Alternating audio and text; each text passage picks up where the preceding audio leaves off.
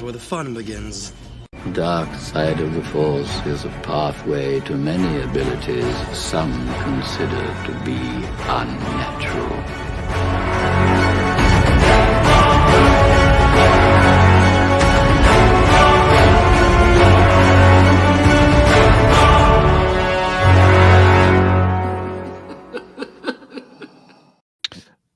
What's going on, everyone? Welcome back to another episode of the Sithcast podcast, a Star Wars podcast where we pretty much talk anything and everything Star Wars. I'm one of your hosts, PJ the Paradox Nerd, alongside my co-host Nilda, aka the Sith Queen, and we got Sean Solo in the house.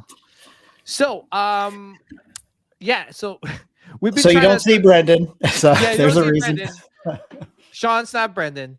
Brendan's having some technical difficulties. We're trying to guide him through the whole process in getting on the show. So hopefully he can figure out and hop on when it's all fixed. But until then, we're gonna keep on rolling. The show must go on. I don't want to hold anyone up. Thank you guys for waiting and tuning in tonight. So while Brandon figures out what's going on with hopping on the show and StreamYard and stuff, we're just going to talk.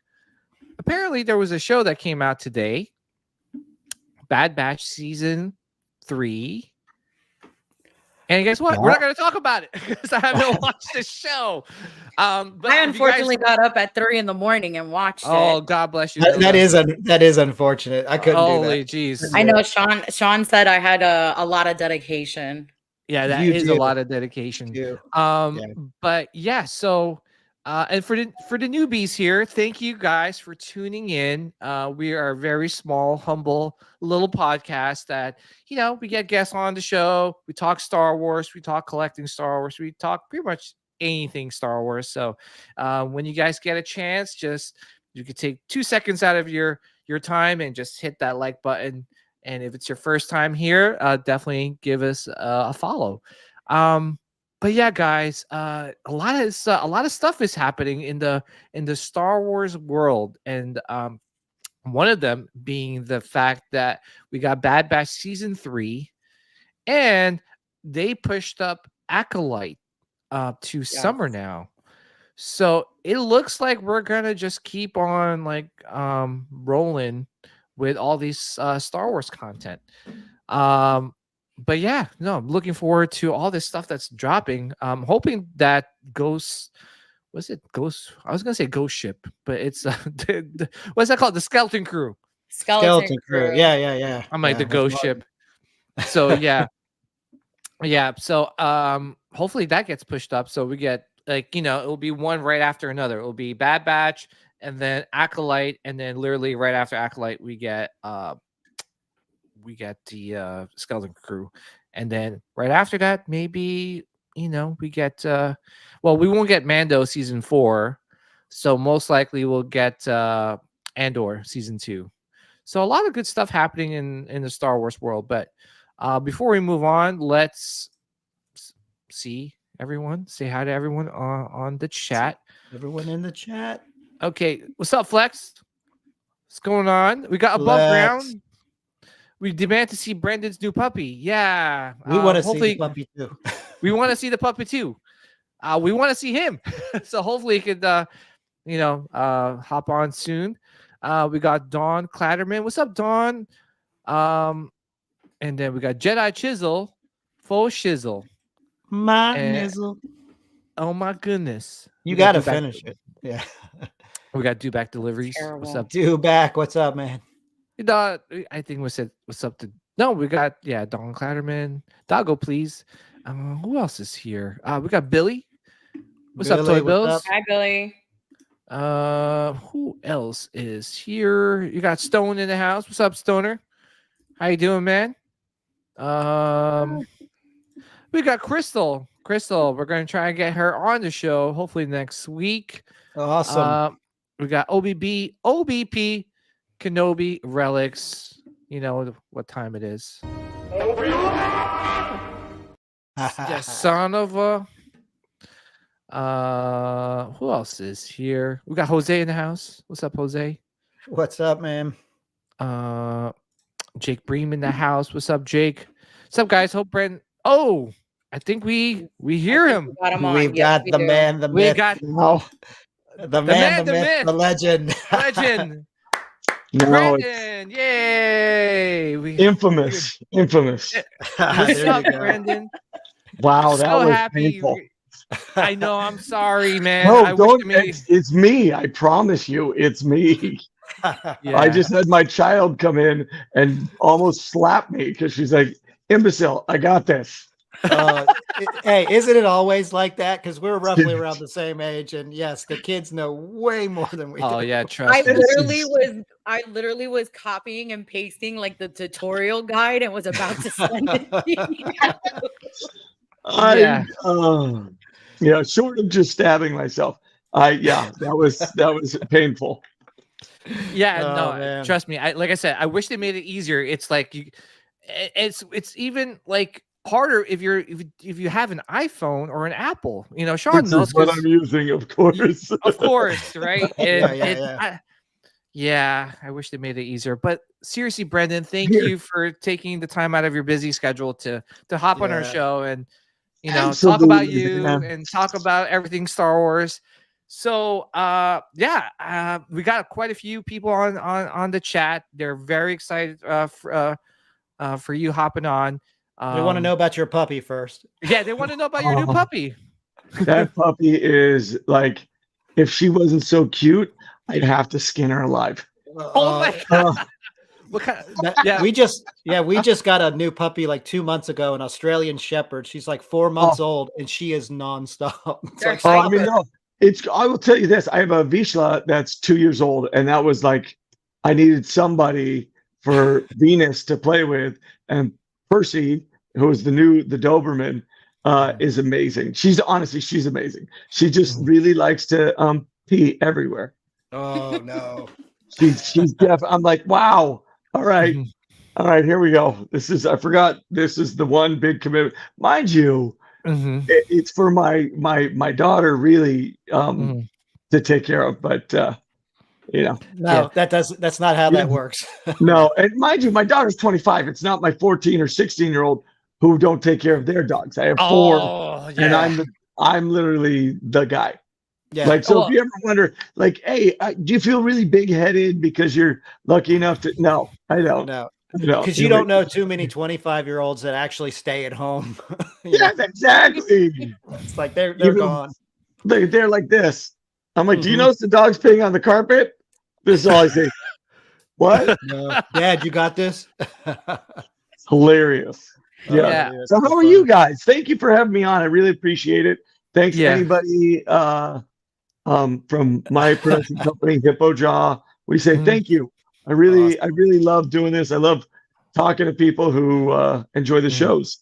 Yeah, absolutely. Thank you. We got quite thank you for coming on the show. We got quite a bit. Everyone's really excited for you being on our show today. Anybody on the chat, if you guys have some questions, please type it in, and we'll definitely pull it up. So yeah, Brendan, congratulations, your dog. I definitely know the feeling with my kids, and just like them wanting a dog. I don't want to give it to them yet, just because they're still not as responsible as I would like them to be. It's a big responsibility. You think that this will be the thing that makes them responsible.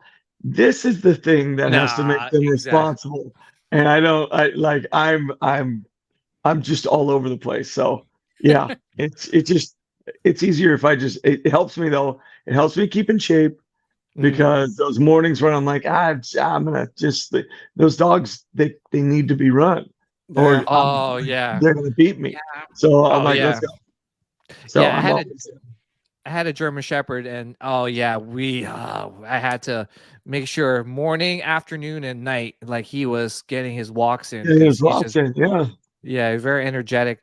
I was gonna say, how many kids do you have? I have 4. One adopted guardian style, who's 27. I have a 25-year-old 16 and 14, all girls. Oh, the yeah. goals, I you know, feel you, so- brother. I've got all girls too, man. I feel Wait, you. I'm an anomaly, and I'll be honest with you. Like I told my mom, I'm the last of 8 kids. I have 5 brothers, 2 Wow. sisters, and I told my mom at 17, Mhm. I'm only having girls, and she looked at me like I was just crazy. She's And like, she like goes, you got "Why?" a choice. Yeah, well, apparently I did. But she goes, "Why?" And I said, "Mom, look, I love my brothers. I do. Like they're solid and they're ride or die. But I think between the 6 of us, we share one brain, and I don't know that anyone actually has ever had it. So, Yeah. like the stuff we've done versus my sisters, it's night and day. Like positive, my sisters, and then the chaos and destruction that The is my trouble. brothers and I. No, I mean, like, Yeah. yeah, we were legends in our neighborhoods. Yeah, that's my kids now. I have 3 boys, and can I Oh. tell you, like my house is consistently a mess. Like as much as quickly as I clean up, I turn around and it's just like there's like Oh, that doesn't change. football The here. little boys, they're just as dirty. Yeah. And Oh the my girls in a God. bathroom are the dirtiest Oh. thing I've ever seen in my life. I know I'm probably going to just get hate mail, but I've never seen Oh, so much stuff. I'll agree with you. Like us, I don't have kids, but like I know for me, like when I'm getting ready for work, I mean, I've my got setting my spray. makeup. Yeah, setting spray, my makeup's everywhere. You know, my fiance is always cracking up because he sees like my hair's everywhere and he's just staring at me like, what the heck? I'm literally like, I tell my daughters, I'm like, okay, the second the bathtub doesn't drain right away, you need to tell me. Because if I got to call a plumber, I'm making you guys figure it out. Like I'm not paying for it. You're doing it. Yeah. But if you tell me now, I'm good enough with my little rooter. I'll pull that hair. And it is the most vile thing I Yeah. have ever seen. Like, It's like a wet Chewbacca. It's so bad. yes. And it's oh well, I'd rather like have a wet dog lay on my bed than Oh have my to deal with that. Oh yeah. It's I've kind of- been there. Do you pull them out of like the drain? Oh yeah, Yeah. I run Yeah. it and twirl it, and it's like oh, here's one hair, and then all of a sudden it's like blip, and you're like, Oh yeah. Yeah. When I wash my hair, It's a I always bantha. forget to take it out. Mhm. And then like in the next morning when I'm getting ready for work, I'll find it like splattered on the wall and with a note saying like, please pick me up. Oh my gosh. that's another one. I get in my shower and it's not my shower. Like we have enough showers for everybody, but mine's the one. And I'll get it, and the hair on the walls, and sometimes on the ceiling. I'm Oh, like, I've did never you done the fight ceiling. or did you wash your hair? What happened? Well, maybe it's this. Yeah, Yeah, no, but 100%. that's just I'm like I'm like, here we go. This is what I told my girls. I'm like, you all have beautiful faces. You can carry short hair. It's all good. You're lucky. Yeah. You're pretty. You can handle it. They're like, no, Dad. oh my goodness. Yeah, Sean can definitely relate. Like he's got Oh yeah. I've he's got the only two he's singled girls and out. Yes. Oh yeah. See, I Oh. hear you guys saying all these stories, and like part of me is like, whew, no kids in my story. Yeah. Yeah. I love Yeah, and it's So you know, anyone that's tuned in, you really get to know the real Brendan Wayne today. We're not Yeah. talking Star Wars. We're talking girls and household and parenting. Talking about life. Isn't Star Right. Wars life? It is. It is. It man. is. And- That's our Exact- getaway from all this craziness with, Oh, with yeah. our girls. oh, Yes. Our Star Wars getaway. I'm It's about my- to leave for Las Vegas to go coach my kids for the weekend in a tournament. So Oh wow. For Awesome. soccer, right? Yeah, yeah, for soccer. this Oh, is my nice. high school. Lady Lancers. Nice. Nice. I Lady love Lancers the name. and- well, that was actually my daughter, my oldest, my 25-year-old, and I wanted to do something in the neighborhood. Mhm. My kids don't go there. I just wanted to do something. You just see people, saying, "Hey, be good, go do this, go do that." But I don't see a lot of people doing things. So I just wanted to do something. I live in a normal neighborhood. It's not like, it's not profoundly wealthy or anything like that. And so we were trying to figure out something. Someone called me and said, "Hey, you've been coaching soccer for 20 some odd years. You have any interest in taking over this high school? They have nothing. Wow. They Right. literally have nothing. And I had no idea. I went to Catholic school. I went to private school my whole life. So my concept of it was whatever I saw in a movie, really. Mhm. But so I was like, yeah, what is this going to be like? And the way these kids owned me from Mhm. like Oh, the first 24 hours. Like they were Oh, wow. these kids, like they didn't have cleats. Some of them have to wear my daughters who are 14, 16, their hand-me-downs that they've moved on from. So like I've Mm. learned so much from these kids, like just about like, being real and understanding that the world around you needs you. Whatever you can do, whatever you're good at in life. If you're good Yeah. at making groups like this and talking to them, then maybe we do this, and it's how we make our world better. right. Yeah. Yeah. Were you Yeah. intimidated at all when you were trying to take that venture on? Were you like, man, this is like a lot of responsibility? I'm intimidated every day by it. I go there every Yeah. single day, because like someone will just like one of these kids will look at you and go, you're like the father I don't have, or something. Oh, And you're like, yeah, that's Wow. you're like, I get it. Like it sound like if I saw it in a script, I'd be like cheese ball. But like you see it in real life, and you look at these kids, and Yeah. then you just know, hey, look, you're be making a there. big Just Right. be there. And it's not a. I know it is a big deal. I know I'm fortunate enough to have the time to get there or whatever. But like, it is. It's pretty easy to just look at them and Mhm. listen to them, and then tell them, hey, look, we're in the structure of, we're competing. So these things happen. The greatest thing about the field that we're on is nothing in life is going to hurt. This won't hurt your life. This is Right. where you get to fail. The greatest thing about this game is you constantly fail. It's Yeah. about how many times you continue. And it's Yeah. just like life, move on, Yeah, every hokey thing I could think of, but that's so true that I Mhm. took for granted when I played. It's like these kids, they just, just especially because I coach ladies. And so, some cultures are like, no, the girls can't play. And so some of Yeah. them skirted around it. Some of them flat out lied. I found out later.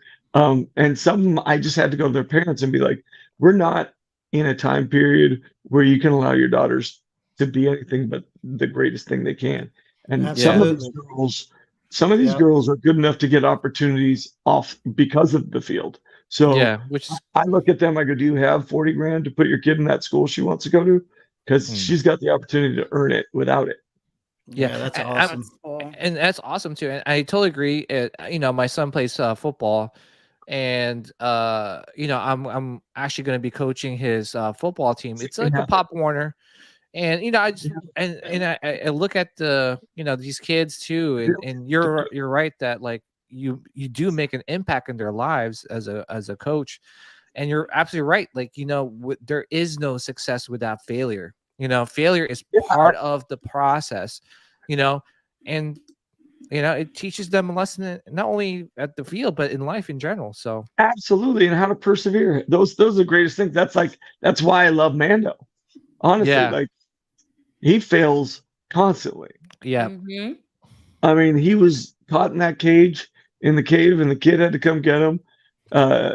Gina Cara Dune had to come save my bacon. Paz, sacrificed his maybe, I don't know. I don't trust anything, by the way, just so you know. I trust nothing anymore. I After season 1, and all of a sudden, like I'm like, I remember looking at Dave and John going, does anybody die, dude? Honestly, this is horrendous. Like I still think that Darth Maul is alive. look, I can't You argue. better be. No, he's dead. Everybody's He's dead. like, I took a bath. I'm like, really? Is that how we're selling this? So these kids will take baths in their lives? Is that the mythology we're going? If you take a bath, you might live from getting, whatever geez. in the Sarlacc pit. Just Oh get a yeah, bath. even the Sarlacc pit when you're like, wait, Boba lived? Oh my gosh, like that's Or like the how they're Sarlacc. trying to say now that Mace Windu is alive and they're trying to like bring back Samuel Jackson. Hey, if Sam Jackson says he wants to come back and do it, He's who's coming to back. say he can't? He said he wanted a purple lightsaber. He got a purple lightsaber. Right? How amazing is that one? That one's very cool. Yeah. Yeah. We do have a question in the chat. Amanda says, nail polish explanation, please. This is what my 14-year-old likes to. Actually, even my 16-year-old, she just got, what did she call them? Acrylics and a acrylic file. I don't know. She got something. So they're like, "Can I do that?" I was like, "No, you cannot put acrylics on me." And then the other one was like, "How about just let me paint your nails, Dad?" And I'm like, "Okay, why?" Well, I mean, I'm so used to it. Like my 25-year-old, she was painting my nails since since she was born. I don't think I ever got the nails painted though. Oh, I mean, like I made them box, so I had to find trade-offs. Like I was like, "We're going to the boxing gym, so what? What do we?" And they're like, "I don't want to go to the boxing gym." I'm like, "You have to." They're like, "It literally smells like failure. I don't want to go." And I'm like, "I understand, but my girls are gonna know how to throw a punch." And that's good. That's good. And they do. They do. That's awesome. That's awesome. But speaking of Mando, you're right. Like Mando has a lot of perseverance. He is always persistent, and he's taking on a big, huge responsibility in the child. So speaking of Mando, you're doing such a great job. You, Lateef, Pedro, you guys brought this iconic, and I'm going to say iconic. It's an iconic Star Wars character to life, and not only that, you brought life back to Star Wars, and how did you end up getting the part, and come across this really cool role, It's funny. I'm trying to connect to the YouTube, just so you know. I hope this doesn't do anything to me. Oh, no. I have no idea what I'm looking at. Call your kids. I'm literally about a second away. My one kid just came in here and was like, "Hey, we using the field tonight?" Let's try that one. I don't know. We're good. I know it's a different sign-in for my YouTube. All right, I'm coming back. Anyways, we're gonna do it in the right way. So I had done Cowboys and Aliens with Jon Favreau. It did not. It was not critically acclaimed.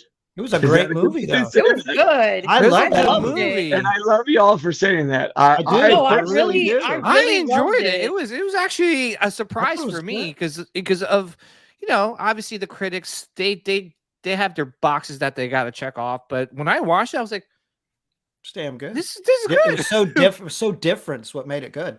Yeah. My thing was he gave away the aliens too soon.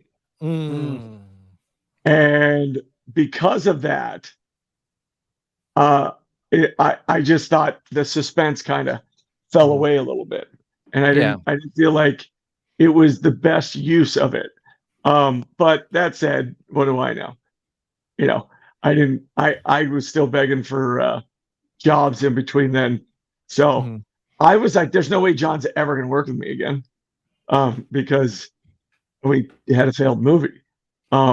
So I was like, that was fun. I got to go spend 4 months in New Mexico. What a cool experience.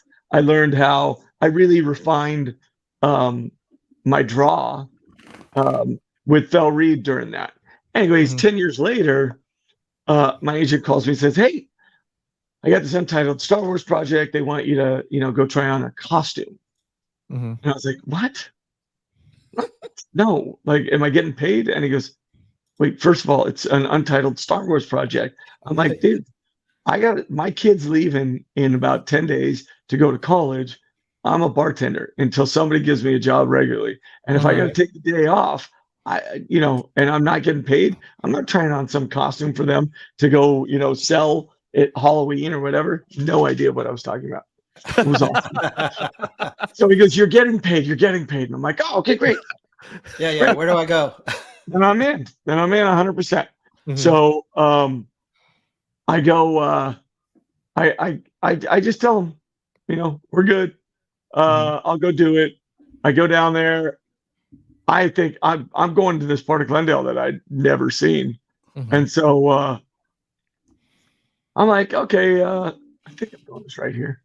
Let's go. Mhm. Continue.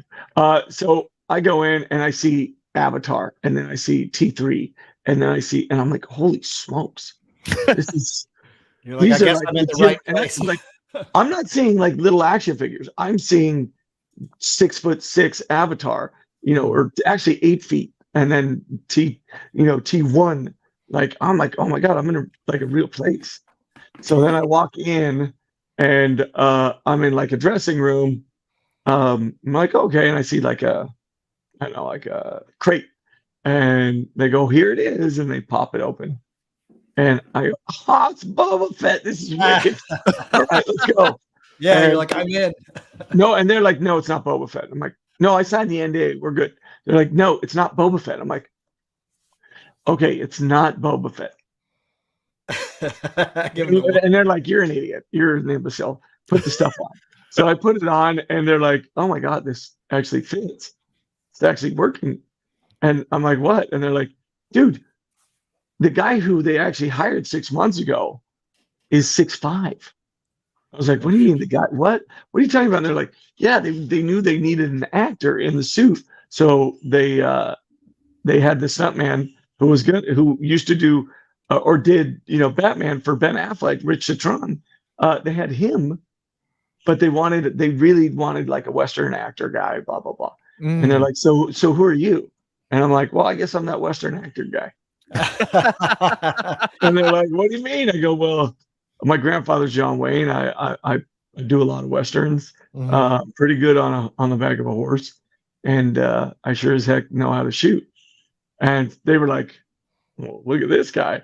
So I put this thing on. And the big thing was putting on the bucket and trying to figure out if that was going to work, because I know they didn't want to remake it. And shockingly, this thing fit perfectly. Wow. Oh, nice. So then they take me into this other room with a green screen, and they're like, we're going to take some pictures. And like, they just taking pictures, and they're like, put your hand here. And then I'm like, how about I just start doing some Western stuff and we're good? And they're like, yeah, go for it. And then they just started clicking, and then they show me the result. And they're doing stills, and it's so amazing. Like, honestly, like incredible what they're able to do. And that's why, when I talk about Mando and working or whatever, it's always about because like, it's not one of the Mando guys. It's everybody from VFX to the PA who's working for a day. Everybody brings something, and it affects it. Anyways, so I go try it on. It looks great, and I leave it. I'm in my 40s at this point, so I look at this as, hey, this is a cool moment, and now I'm gone. And that's it. Like, I don't have any hopes or expectations. And so I leave. And like 4 days later, I get a call from my agent. He's like, hey, look, they want to screen test you. I'm like, oh, let's go. Nice. But yeah, it's on Friday. I go, oh, no. I leave for Boston. My kid's going to college. And he's like, no, you have a screen test. I'm like, no, not doing it. And he's like, what? I go, my kid goes once. Okay. And I'm going with her, and we're saying goodbye, and that's it. And he's literally like, all right, I'm going to come and kidnap you and beat you. He's like, dude, it's Star Wars. Yeah. He's like, dude, again, it's Favreau and it's untitled Star Wars. And I'm like, cool. And he's like, oh my God. So he goes, so I'm calling and I'm passing. I'm like, ask him to move the day. Like, how hard is that? So then he calls back and he's like, hey, listen, I talked to him. They're willing to pay for your flight change. You just go a day later. And I go, no. Oh, That's cool. And Kenny Johnson on SWAT is a guy who I worked out with quite a bit at like Fortune's Gym. And it's like a real deal boxing place. No messing about. And I just happened to talk to him. And he's like, the biggest freedom you'll have is when you just decide to say no, and then all of a sudden work comes to you, and it's the craziest thing in the world. Wow. Now he said it to me. It's not like I thought about that in this moment, but it really did pop up at some point in my head. And I was like, I'm not gonna miss my kid, like even just taking that flight with her. Like I'm not. Yeah. So sorry. And my agent's like, I'm gonna drop you. You're and You're so self-destruction. Then he's like, you now have jumped the shark. And I was like, no, I'm not doing this, man. I'm going with my family. Family's always first. And apparently everybody moved their schedule around, and he calls me 30 minutes later and goes, fine, Thursday, be there. Manhattan Beach, don't be an idiot, blah, blah, blah. I'm like, all right, cool, I'm there. And he's so annoyed that I'm not like geeking. Oh my God. Right. Yeah. Right. But part of me has chosen not to geek, and the other part of me is just like, dude, I got bills to pay, man. I'm literally hand to mouth at this point. So I got 3 kids. It's just whatever. We all got toughness, and we all got to find a way to make it through. And so this was it. And so just to go to Boston, I had to beg, borrow, and steal from my brothers and sisters. And so I go do the screen test, and I just come in with that same attitude of it's not that like people tell you, they want you have to walk in with that. It wasn't that. I was just comfortable at that point in my life with who I was. And I knew I'm good at what I am, and if it's good enough, you'll take it. If it's not, you won't. And it's not personal, and we'll move on. And maybe I was kind of more in the move on moment, but when I walked in, they come in, they show me the I can't even say it right. The rifle, the Ambar blaster. Amban rifle, yeah. Am rifle. John's gonna kill me because he loves that thing. Anyway, so they come in, they show me it, and I'm like, it's too long. And they're geeking. They're like, do you see this, Christmas? I'm like, yeah, I saw it. It's too long. And they're like, what? What are you talking? Like, what do you know? And I'm like, I know this. If I put that rifle on my back, I can't run. And they're like, what? I'm like, it's gonna catch in my boot. And it did, because of that little harpoon. I'm like, no, dude, I can't have it like that. You got to drop it. I don't know what possessed me to talk to, Josh Roth, who's the prop master, who's just incredible. Dave Filoni, who I'm now we're really good friends, but like, I have no reason to be in any way like, let me tell you how to do your job. And then John, who I know is just always kind and collaborative. He's strong enough to tell you to shut up, but smart enough to hear you out. And if there's anything good, he uses it. And if there's not, he probably has a better idea anyways. That's why he's Jon Favreau. You know what I mean? Like he's just good, he's really good at what he does, and he's really good at collaborating, and he understands how to piece it out. So I felt comfortable enough, and I told him they had to drop the holster. I told him, look, this rifle would be great if I could pull it off my shoulder. Wow. And the best way you're going to be able to do that is throw a magnet with like a strap that attaches right here, and then we can hook it in back here so it doesn't bob around. And they're looking at me like, look, I'd rather have it real than you guys CGI everything. It's going to look stupid. Little did I know how good their CGI is. Right. But I mean, and mind you, somebody had asked about the volume. I'll tell you right now, the volume's incredible. I'm standing in there's one panel up at this moment, and I have no concept that this 20-foot high structure is going to show what it's going to show. And like, I'll get into that. Like I tell you that, but so I'm just in the room, and they've given some different, it's the bar scene in the beginning when I go on the ice planet, and the guys, everybody surrounds me, and we have that rootin' tootin' fight, and I cut the guy in half and throw my lasso, and that was fun, coming up with the idea that, hey, look, if you're gonna throw a rope when you're roping a horse, you do this thing, your hand comes through like that, rather than just have this like a magical rope. Maybe we give it that motion, and it's getting around like if I was healing, which I'm doing on the guy who's trying to go through the door, I'd heel his back heel, and then I'd dally, and all that. And so they're just looking at hearing this stuff like, oh my God, and writing it down. And I'm like, are they really writing it down, or are they just writing he's a dick, he's a dick, he's a dick? Hey, so they wanted the cowboy. I mean, and I guess I cowboyed it, you know, like I didn't hesitate to tell them my business. And you know, you just think about it in retrospect, and you go, oh, that was good to be just normal, like just talk to him like a human. And that way I didn't feel dirty when I walked out of the room, honestly. And some auditions you go in and you think you gotta polish as hard as you can, and it's so good you just walk out cleaner. Anyway, so I do that scene, and then I go do a scene that I'm eventually with a reader. You know, I'm not doing it with any of the actors. They haven't hired anybody yet. So I do the scene, and hold on. It's the scene when I meet Grief Karga at the table, and he gives me the bounty puck. And I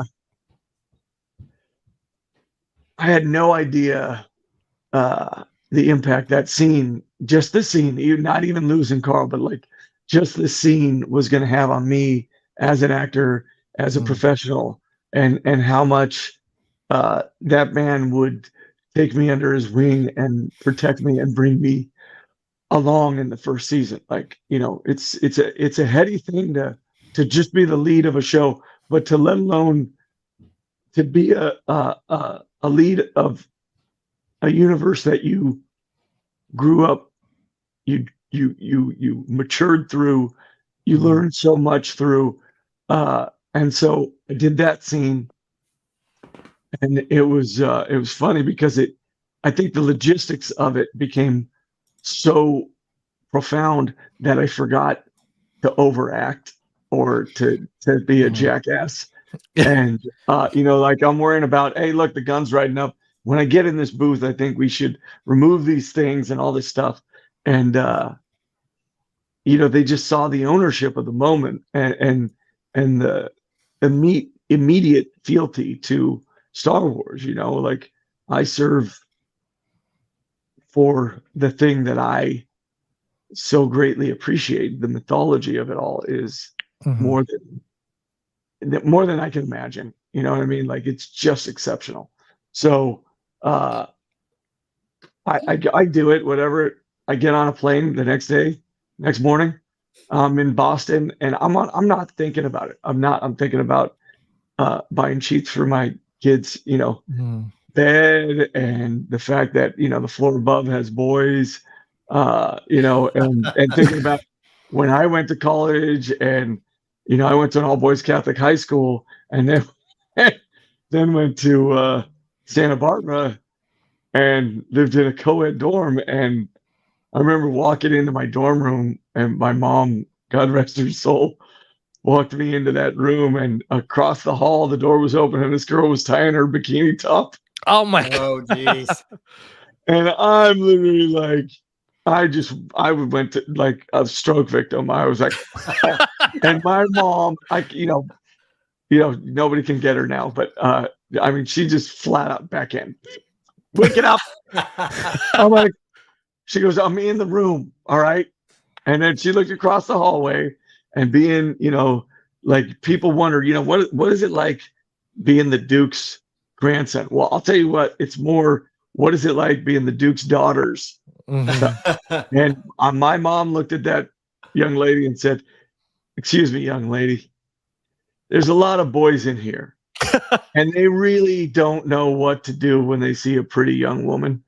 If you were smart, you'd shut your door and you wear a cover up down to the beach.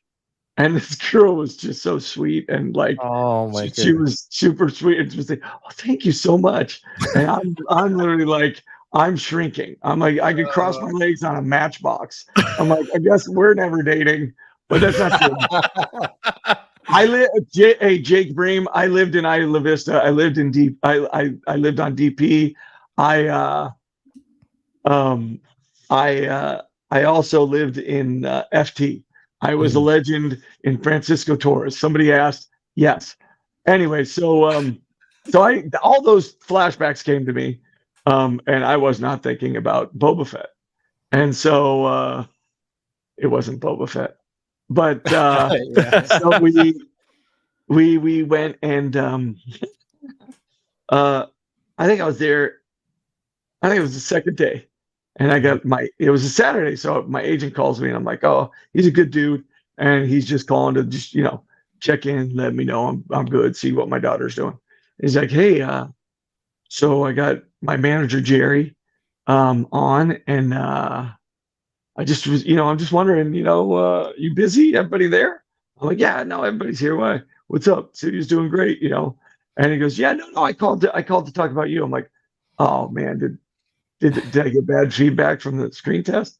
And he goes, no, you're gonna be the new guy in the new Star Wars. Oh my God. And I How was did like, you feel? Oh my I God. really- I would have been crying. I know. I mean, I'm looking around at my kids, and I'm like, "Hey, let's go get lunch." And they're like, "What?" And I'm like, "No." And I'm like, these are the words that are coming out of my mouth. Like, and my wife's looking at me, and she's like, "What did he say?" Like he's still on the phone. She grabs the phone, she puts it on speaker, and she goes, "Hey, Nick, what are you doing?" And he goes, "Well, I was expecting a different reaction, but I'm telling Brendan he just booked the job." And she's like, "What? Girls, your dad, blah blah blah." And my kids have lived through, me being an actor, once a year, 2 weeks out of the year, whatever it is. And so to have this kind of moment, even though I what was it? What did they say? I had to be on a daily contract because they didn't know whatever it was going to be. They wanted, Right. I had to earn it, and I was like, I'm fine. I've earned everything else. I'll earn this. But it was pretty trippy, and then it made the stress of dropping my kid off, the financial part of it. It made me breathe easier, and so I could just concentrate on making sure she had everything she needed, that she was good, and she knew that Dad was we're good. Like she was safe to go enjoy herself in college, and Wow. it was like beyond just getting your dream job as an actor. Mhm. I was at a stage in my life where it gave me like solace, Oh, yeah. comfort, I knew my kid was going to be okay. Like if I needed to fly out, I didn't have to run around and scream and beg and plead. I could do it myself. And it was really my allegiance will always, they've paid me in full. You know what I mean? Yeah. So that's why, you never see me whining and complaining about, Star Wars and all that. It's such an honor, and to do it with the crew that I got, blessed to be around, from Matt Tights, to Easy to Simon running my camera, to JJ, all these guys. We truly love each other. We truly care about each other. We fight for each other as far as like, let's try to get the paycheck that we need and deserve, because we really did create a foundation for streaming for Disney Plus. Yeah. That's an us thing. That's a we thing. And there is a certain level of, you got to recognize those who brought you to the dance, Absolutely. Let's be there. So, that's how I got it. And then from that point on, it was just an amazing, you walk in and Carl Weathers is standing there, and he, you spend an hour whispering to him, because for me, he's Apollo. And I was gonna say, did you call him Apollo? He's Like, Apollo. He's Dylan. He's Yeah. Action Jackson. He's so many. Brent, are Did you there? lose me? Hold on. Oh, your Okay. camera. Yeah, your camera might have turned off. But yeah, he's Apollo. He's Dylan. He's Action Chubbs. Jackson. He's Chubbs. He's Yeah. Chubbs. He's all that. So totally, totally get it. Oh, okay, we lost him. We lost him. He'll come back on. Yeah. Yeah. Okay. Oh, there he Oh, is. there he is. There you Yeah. All right. I don't know where I dropped out, but so I meet Carl and I'm so overwhelmed, because he's Action Jackson. He's Chubbs. He's Carl on Arrested Development. Like he has been a huge icon my whole life. And finally he goes, "Hey man, can you do me a favor? Can you speak up?" And I looked at him and I am so sorry. I don't get starstruck. It's just not normal for me. Like I grew up, my grandfather's John Wayne. I sat on Ronald Reagan. Hold on one sec, boys. Yo. He said that he has to wait to ask Tariq anyways. Oh, He's okay. gonna be done coaching in 20 minutes. Oh, he is? Yeah. All right. Then tell him I'll just call Tariq. Will you? Yeah, I will. Yeah. All right, good. Anyway, so trying to get some lights on the field so I can go practice today. So I say, hey, listen, you're a hero of mine, and I don't get starstruck, and I apologize. I'm back. I'm here. Let's go. And he goes, no, well, I appreciate that. I go, you were the first time that my eyes ever started sweating with my buddies. And he started laughing. He goes, you're not the first one to say exactly that to me. I go, seriously? And he goes, yeah. He goes, the eye sweat. Everyone's like, no, I'm just sweaty. And I was like, yeah, that was me. When Drago killed you, not only did I hate Russia more than ever, but I couldn't handle, it was like I remember crying at the end of Outsiders, and my sister was next to me, and I wouldn't leave the theater till she left because I didn't want her to know. And she's like, dude, I heard you going, Dally, Dally, man. And I'm like, oh shit. All right, my bad. And so and then from that moment on, I think he understood how much respect I had for him, and that he was never going to get, I was never going to give him the high hat and act like I was all that or something. So for me, I said, hey, look, I'm just trying to tell the guy's story in the best way I can. And he goes, let me tell you, you're going to be the greatest Halloween costume in the history of costumes. You have no idea what you've embarked on. And I'm not going to tell you have pressure on you because you don't, because you're great. And I'm here with you. And from that moment on, wow.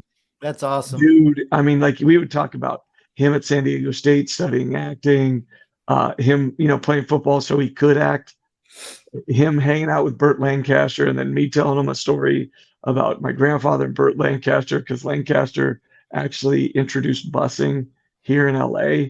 Like he was the big proponent behind it, sponsored it. My grandfather wanted to know what it was, how he could, what was the end result he was looking for, how he could support it. They were on different ends of the spectrum politically, but back then that was a good thing. You could have a conversation. And they, like Carl and I were talking about this, and little did we know what was about to happen a year later with the pandemic and everything.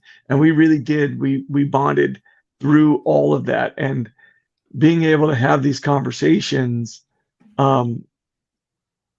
that you just, you only hope for, because, I'm having a conversation with my idol. Right. And knowing that I used his song to pump myself up before the Big Five championship to win, the state title. And, if I was going in to work in the gym, I'm thinking of him running on the beach with Rock. Oh yeah. And I'm not gonna cry when I say it, but for me, there is no tomorrow means more than anything. Anything. Yep. Yeah. And he helped me be a better coach to my kids. I said, I'm going into this soccer championship, and I don't want to fail these girls. Like, they earned it. They're coming in, and he goes, come here. What did I tell you about when you were here? I said, what do you mean? He goes, when you said, what do I got to do? I want to make sure everyone's safe and protected. And he said, "What did I tell you?" I said, "Do your job." And he said, "Yeah, that's Bill Belichick. Might be the greatest coach of all time." And that dude said to people, "Do your job. And you get them to do it." He goes, "But you don't just do that. You get them, hey, what are you going to do today?" "I'm going to do my job." And you get them to say, "Do my job." And you get everyone to say it. And then you start the chant, "Do my job, do my job." And those girls went out and won. And Carl was a big reason why. So, yeah. That's awesome. I have to tell you, Brendan, the post that you had made about Carl was very heartfelt. Me and Sean were together at a con getting ready to go take a picture with Giancarlo Esposito.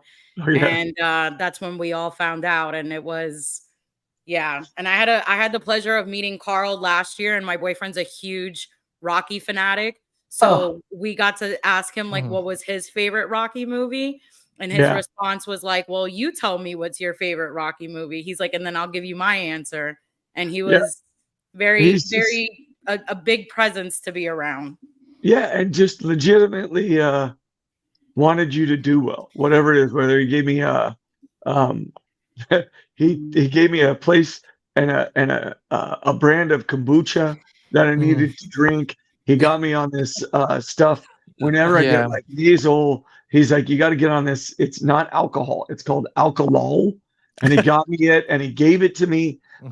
Like he was always he and my daughter shared a birthday, and he would always call and reach out. Wow, That's awesome. That's awesome. He was the first one in the cast when I was in the hospital to call. They took my phone from me, so I didn't see it at the time because I was trying to break out of the hospital. I mean, I was in ICU, and I wouldn't tell I told my wife, I'm like, "You can't tell anybody." It was right at the beginning of second season, and I got really sick, but I reached out to my friends, and Carl was one of them. And I told production it was just appendicitis. We thought it was, but like that I'd be out in a couple of days, and I'd make it back. And he was directing episode 10, I think, episode 2 in season 2. And he's like, "Where are you? I need you, man. Where are you? Where are you?" And then I was in ICU, and I was drugged up to my eyeballs, and I decided that I told my wife, I'm like, "Do not tell anybody I'm here. My brothers and sisters are fine." Mind you, literally, like I died and I came back to life. Like, like they were like, he's probably not going to make it. My daughter had to come back from college so she could say her goodbyes. Like that's where I was. Wow. So, but I could text apparently. So I text like 5, maybe it was 10. I can't remember because I was so drugged up. But I know it was at least 5 guys, and one of them was Carl, and one of them was my buddy Alex. And I was like, "Hey, listen, I need you to bring me some Gatorade, and I need you to come pick me up. I'm at St. Joe's. I'll meet you at the emergency entrance." And my buddy texted me back, and he was like, "I got you, bro. What you need?" I was like, "I need pizza. I need Gatorade, lemonade, Gatorade," because I couldn't have anything. Like they were feeding me through a tube. So, but I didn't tell him that. So I'm like, I'll meet you out there. And he's like, "You okay?" I'm like, "Bro, it's me." Good. And so he immediately calls my wife and goes, "Hey, what's up with B? Is he okay?" She's like, "Why?" And he goes, "Well, just tell me, is he okay?" And she goes, "No, he's in ICU." And he's like, "What?" He's like, "Yeah, he's in ICU." He goes, "You need to get his phone from him because I guarantee I'm not the only one he's texted." And she goes, "What?" And so she had to go through and call everybody and be like, "Do not come get him. I don't care what he told you. He needs to stay here."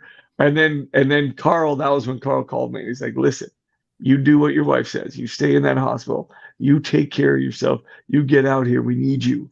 This is the way." And I still have the message. Wow. And so like I was like, and hearing that, there was moments where I was like, I don't think I'm ever coming out of here. Those 42 days in a hospital and 4 surgeries, and It was nasty. Oh wow. And I was like, I was 140 pounds.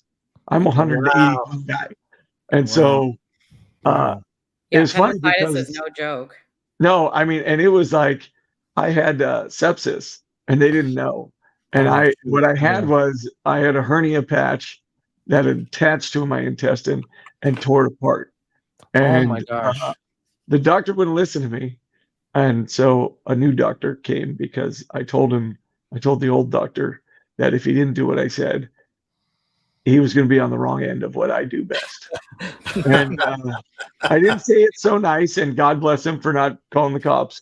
But he never came back in my room again. And a new doctor came in. We called the John Wayne Cancer Institute, and the doctor there recommended a guy, and he came in, and Dr. Kalichi, it was amazing. He's like, look, you just got to get healthy. You need to get your white blood cell count up, or we can never open you up again. We are not sure what it is, but we found out later on that I had one of those hernia patches that you see those like lawsuits for, and it literally stuck onto my intestine and ripped it. And it was just pouring into my body. Yeah. This is why I couldn't eat anything. Anyway, so I made it out. We're good. Like trauma, whatever. My wife did have to tell the nurse that they needed to stop giving me morphine. And the nurse is like, it's inhumane. We can't. He has to ask. And she said, no, he doesn't. You guys have hooked him on this. And I mean, I'm telling you right now, whenever that button was able to be pushed, if I was dead asleep, I woke up and pushed it. Oh, geez. Yeah, but they stop it at a certain point, but people still will continue to keep pressing it. Oh, yours was still. Oh no. Like I couldn't get it, but like when it was available, my body woke up for it.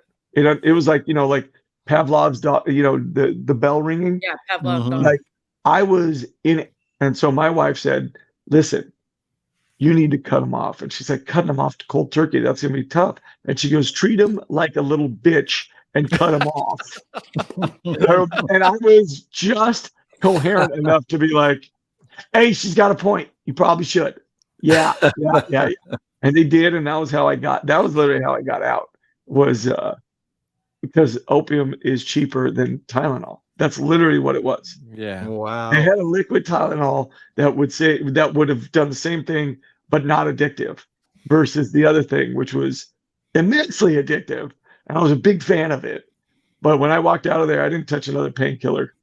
And before, I had stopped using any in the last, 15 years, because I was using like Advil. I'd go box, and then I'd pop like 16 Advil a day. Holy crap! Yeah, but it was like, you were allowed to. That's what it said on the thing. But no. So anyway, it was bad for me. I stopped using them. So when I walked out of the hospital, I was like, nope, no Percodan, whatever, Percocet or whatever it is. I'm like, I'm good. And they're like, you got to take it. I'm like, cool, but it's never going in my body. And they're like, okay. This is very addictive. Yeah. But I was like, no, that's it. That's the only way I'm going to go. And like, I knew they were filming. We were 6 weeks in, and I knew Timothy Oliphant was filming. And I was like, I'm going to not ever get to film with them.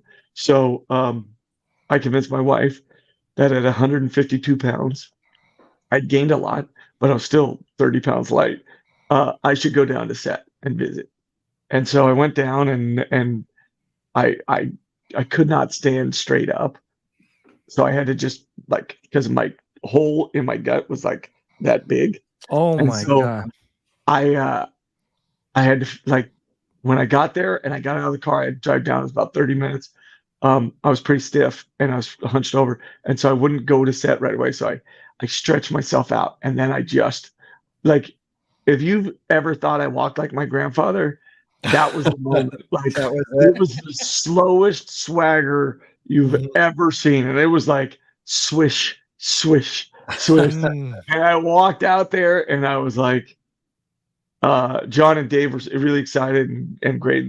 My EP executive producer Colin Wilson was so great, and he was like, "Hey, come on, B, let's go say hi to everybody." And the Bantha was out there, and I saw Timothy, and I said, "I got to be honest. The only reason I'm standing here right now is because I wanted to come and meet you. I don't know Wow.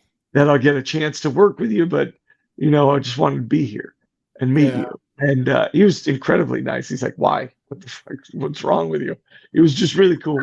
And so we got that moment, and it was amazing. And I was so lucky. And I don't know. I think it was about 10 days after that I got cleared. I don't know how.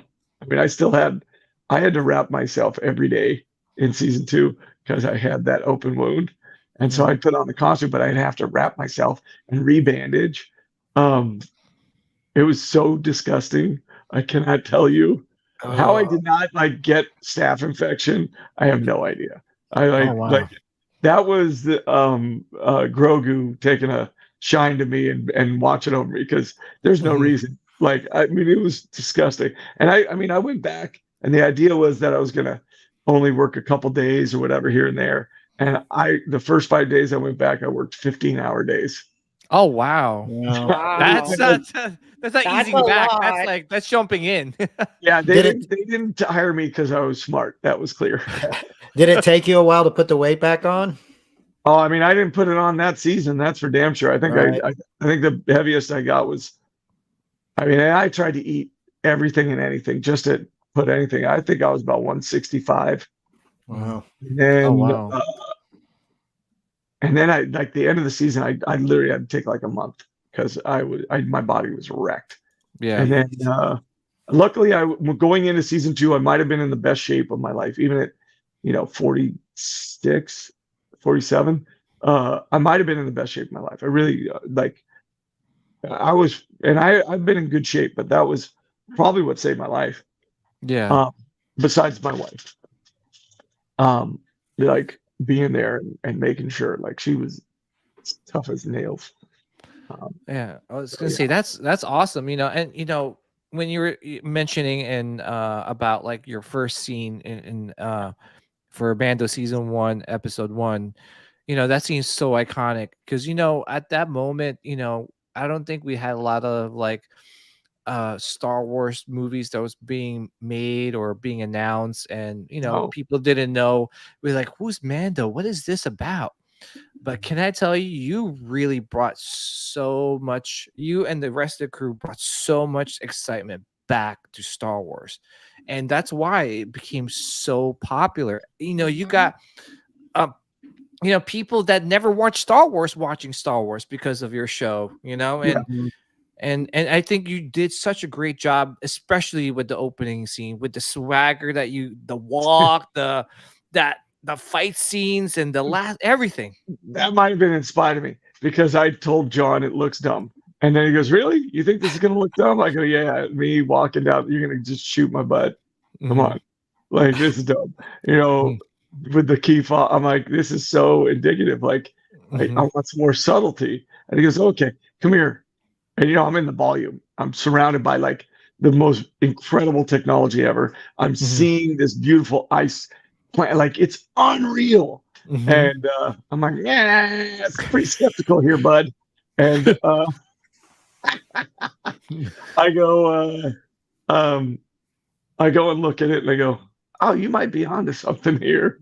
But you're an imbecile, Brendan. So from that point on, that's not true. I didn't stop questioning. I questioned every time. I'm like, why are we doing this? Why would he do this? This is not Western. Western isn't stupid. Let's go, guys. They're very calculating. It's no different than the samurai. They know what's around them. They're no different than the mobsters. They put their backs to the walls. Be smart. Let's be smart. We're not going to be a dumb guy. He may get beat up, but don't make it because he's dumb. Make it because he's Kevin Costner in Silverado. He flies off the handle, and he's got to learn temperance and patience and all that. But that's what makes him badass, though. Is just like you say, the swagger, the temperance, the way he thinks about things before he jumps into it, and you can really tell. We would do that before we'd shoot. The day before we'd rehearse or something. I'd be like, "Why are we doing this?" And they'd be like, "Does that make sense to you?" I'm like, "No, makes sense. Help it make sense." And then most of the time they would, and then other times they'd be like, "No." And he's not, we want him Western, so he's got to throw punches in a certain way and do things in a certain way. So what are we going to do? You know, like that's pretty much how it rolled for us. So we had a great time doing that. That's what made. That's why season 1 for me might have been the greatest season of television. I'm not saying for you as the audience member. I'm saying it was the most collaborative work I've ever seen. And I've been on a lot of really cool shows. But they aren't usually that collaborative where, you know, you have somebody who could technically write an encyclopedia of Star Wars.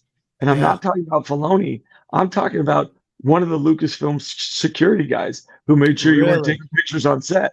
Like I had a grip, and he's amazing. And I hopefully will see him, you know, in the near future. And he literally be like, you can't do that because in Star Wars, this is that and blah, blah, blah, blah. And you're like, dude, what do you do when you go home? I'm like, you just study it all? You know, like we would call Dave every day. And, you know, like John, if John didn't have or didn't know for sure, you're talking about Jon Favreau. Like this is a guy who helped create and write what we had all hoped we would see, which is something that invigorated our Star Wars, you know? Oh yeah. And we you know, John he invigorated Marvel. So he could have stood there and been like, I got this. But instead, he openly called, and this is how you know he's collaborative. He openly called Dave and was like, hey, Dave, you know, can he cut this guy in half with the door? Yeah, that's okay. We can do that stuff. It was like, wow, okay. So it was fun. Like that's where, you know, I appreciate you saying that. And I really do. And I know you guys said you know, the way we did that. And it really is important because that's what it was like every day on set. There was a we that made Mando. I love what I was able to contribute through my acting and physical work. And I love what Lateef is able to contribute. And I love what Pedro, obviously, he's got it in spades. You know, the guy's, I don't know a project that he's not attached to. You know, one of the kindest guys on the face of the earth, one of the first guys to reach out to me because he knew how close Carl and I were. You know, just like you know, everybody loves drama, but drama can go back to high school and stay on the stage. Like this is like we're a family and we're gonna stay that way. And if somebody in the family messes up, guess what? It stays there. Yeah, it's just gonna stay there. Like we're good. We'll correct it and we'll move on. And so I always like to throw that out there. But yeah, it's like, think about it. Like I'm doing mythology, like one of my favorite subjects in school. I'm getting to do mythology. I'm getting to do what I studied as an actor, which is Joseph Campbell, which is A Man of 1,000 Faces, you know, like all of these different things. And which Lucas, I didn't even know when I was studying it. That was George's, you know, go-to. And then you know, I think it kind of all came together because it was supposed to, not in a faded way, but because I'd done my work, they'd done their work, and everybody that John hired, Dave hired, and Kathleen, I know she gets just absolutely ripped to pieces, but she was there and she was responsible as much as anybody for our success. And so she'll always, I mean, I don't have the picture out here. It's in my room, but she sent me a set picture before anybody knew I was in the costume, anybody knew anything, and said, thank you. I cannot tell you how much I appreciate all your hard work. It looks amazing. And you just don't get that. Like that's the head of the, you know, Lucasfilm. Like, Lucasfilm. Out of your mind? Like, this is ridiculous. Yeah. So yeah, I mean, it's heady stuff. And then you're working with Ming-Na Wen. You kidding me? Yeah. Like she's so Like if you think she's good, you're wrong. She's better. She's great. She's phenomenal. She was so intimidating to meet last month. I was like shaking, like doing the photo op with her, and I hated, but I blurted out to her. I was like, "You're so pretty." Yeah, she's so regular. Like she is so stunning. Like you could, if I was just, and I worked with her on Agents of S.H.I.E.L.D. Yeah. But like she didn't, like I was a bit piece to Ji Ling, so like it was nothing. Like, but so we get on this, and she knows it. She's like, you were in blah blah blah. We chased you. We threw you off the aircraft carrier. I was like, oh dang, she does know. And so, but at the same time, like we didn't. But I'm still like, haha, you're so pretty. And then you sit and you talk to everybody. And they're like, she's regular. And so then you just hang out and you find out she's just regular. Like she just wants to talk to you and have a normal conversation. She doesn't want to be pet and all that stuff. She knows what she needs and all that. And so like very, very cool. And then you get like Toro Callahan, who plays the gunslinger, the little kid gunslinger who tries to kill my Fennec. And he's Jake's like, he is like a missile coming out of a silo, just boom. And he's that way. This character just feeds it. And he's amazing. He's got great music. If you guys go look him up, he's Jake Cannavale. He's just unreal. And so like I go through this, and then, I started with, Gina, and, I had known of Gina since she had her first fight, and me too. She was the first woman to get a license to fight in MMA, and she broke that barrier. And I watched, I fanboyed Gina when I was bartender at the bar that I worked at throughout season 1 because I didn't trust Hollywood. So I worked 5 days a week on Mando, and then I still bartended on the weekends because I didn't trust them, because I never believe anything in Hollywood. And so, and I'd met Gina probably 10 years before that. And she walked in that bar and was going into the restaurant part of the Lobster, where I worked in Santa Monica. And first of all, I'd like Woman Crush Wednesday. She was my woman crush too when she first came in the MMA scene, because I love MMA. I mean, she's stunning. Like, like beautiful, jaw dropping, right? And she looks like a woman. Let's be really clear about this. She's not. She looks like I'm trying to say this so I like there's just something. She was a woman.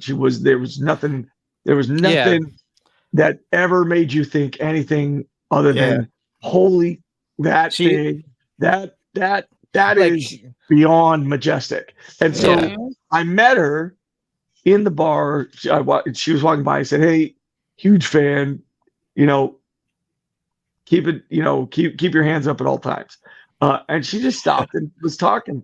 And I was like, "Oh yeah, I know a few of the fighters and blah blah blah."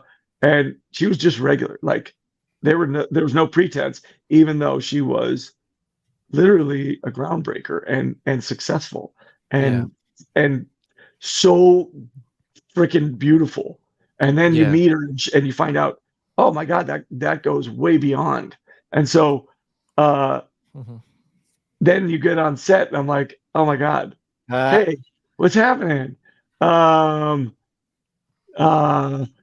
I'm like, hold on. I go, hey, so I fanboyed over you. And she's like, what?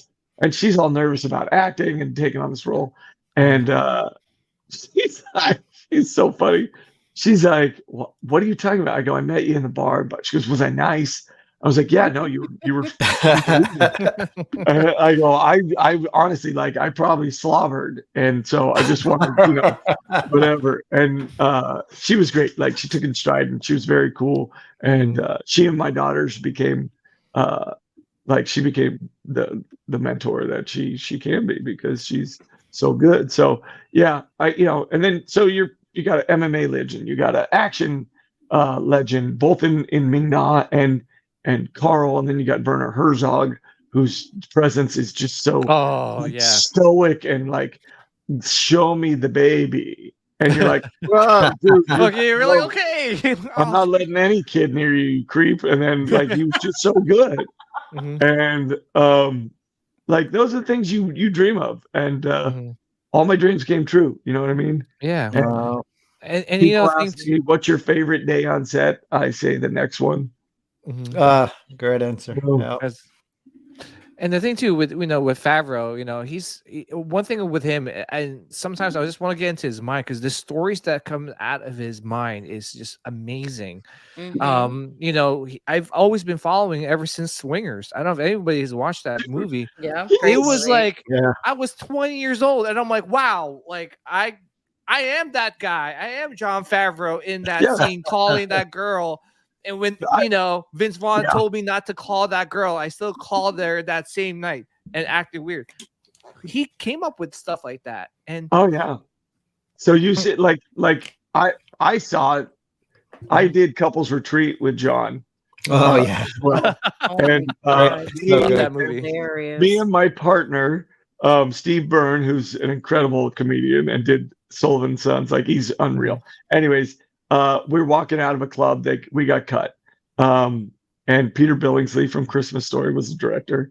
What an incredible cast. So, like I go, hey, one of my fondest memories I still have of my mom was we'd go see movies. And one of the most uncomfortable moments ever was you calling that girl and my mom going, "You jackass, hang up the phone." Oh my God.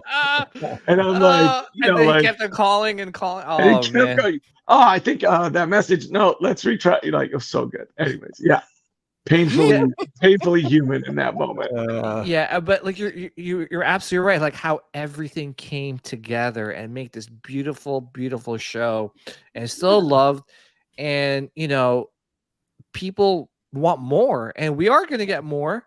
Because they announced the Mando movie, which is what we've been asking for so many years. And don't get me wrong, I enjoy the shows. I love the shows. I love the episode. But we need, I want to sit down in a movie theater, eating my popcorn, watching Brendan Wayne walk in and kicking ass. Sorry. That's pretty heavy stuff. I mean, like when you put it like that, I try to keep it a little simple. But there are those moments where you're like, dude, I mean, I've walked in the big screen, but not like this. This will be a whole nother level of like, but you keep it simple. You don't change it. Somebody in the chat asked, what about working with Katie? Look, I'm gonna tell you right now, season 2, when I went back to work for season 2, I'd come back from death. And I don't mean that as woe is me. I did. I came back from it. Yeah. And besides my family, that other thing you need as a person. Okay, thank you. That other thing you need as a person is to feel like you're still valuable. I watched it with my father when he got to a certain age, after being, a Navy pilot, a self-made man. You watch when they need help, and it's basic things, and it's so tough to be at. And I was at a stage where I shouldn't be in that position, in my opinion. And I needed help, and it was really tough to figure out. And season 2 was the thing that saved me from crumbling as a man, as a human, because we all would go through it. Where's my value?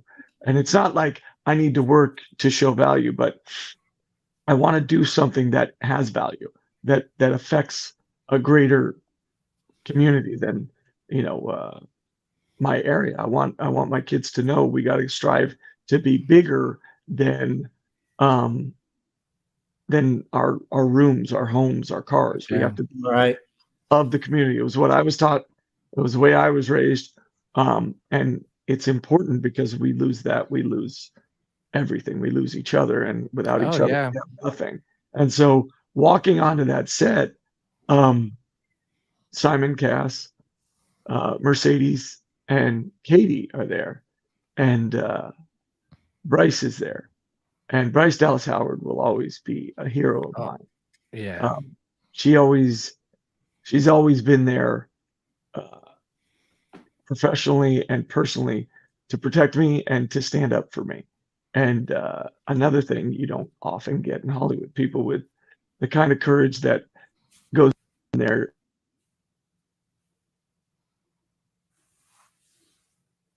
Oh, I think Brendan.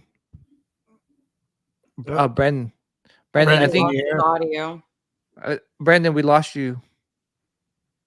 I don't think you can hear us. No, I think it's his AirPods might have died. Your AirPods. Yeah, we can't hear you.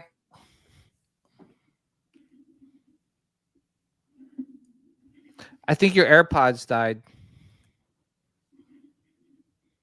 Mm-mm. I'm gonna message him on the thing. Yeah, let me message him.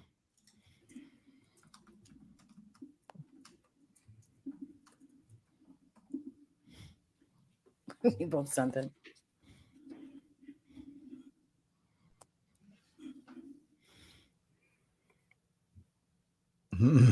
No, yeah, I think you have to go.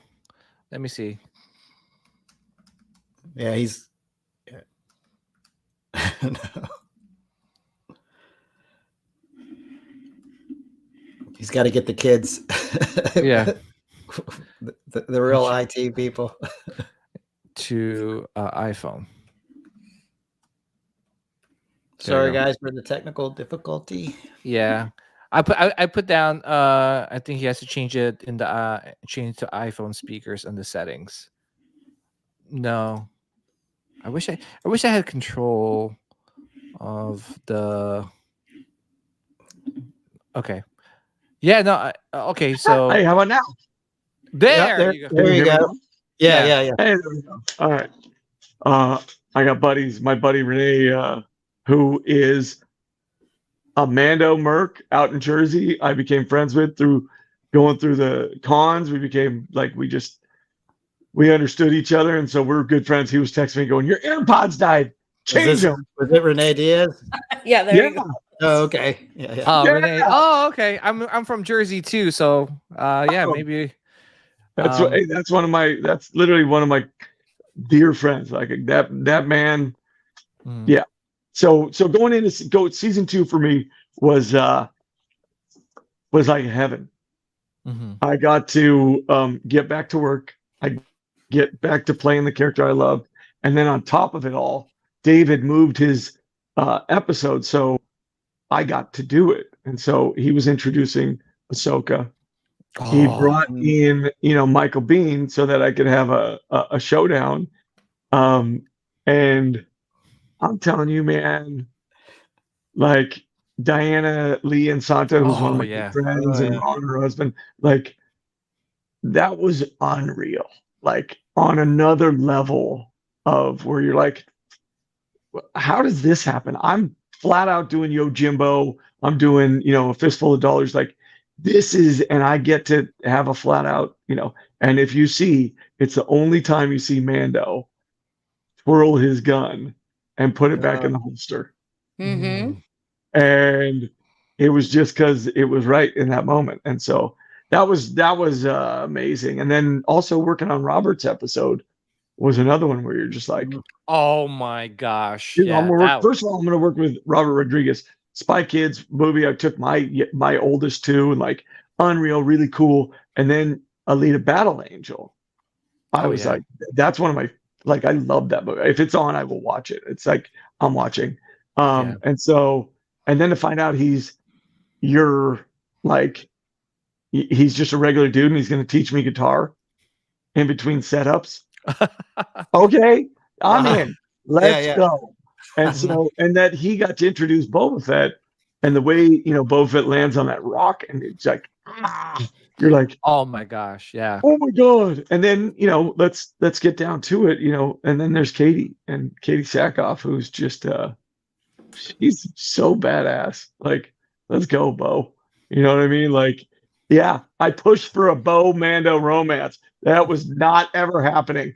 But I did. I could have sworn it was going to happen because literally there's like for Mando to just sit there and say that iconic line to Katie and like she just turns around and gives him that look. I was like, oh my God, please have little Mando babies. Yeah, I mean, literally, I was like, let's go. And my funny thing is that scene, you know, like for me, I wanted, because there's no face, you know, she's working with the helmet. And so she could just do that as a monologue almost and be alone if she wasn't careful.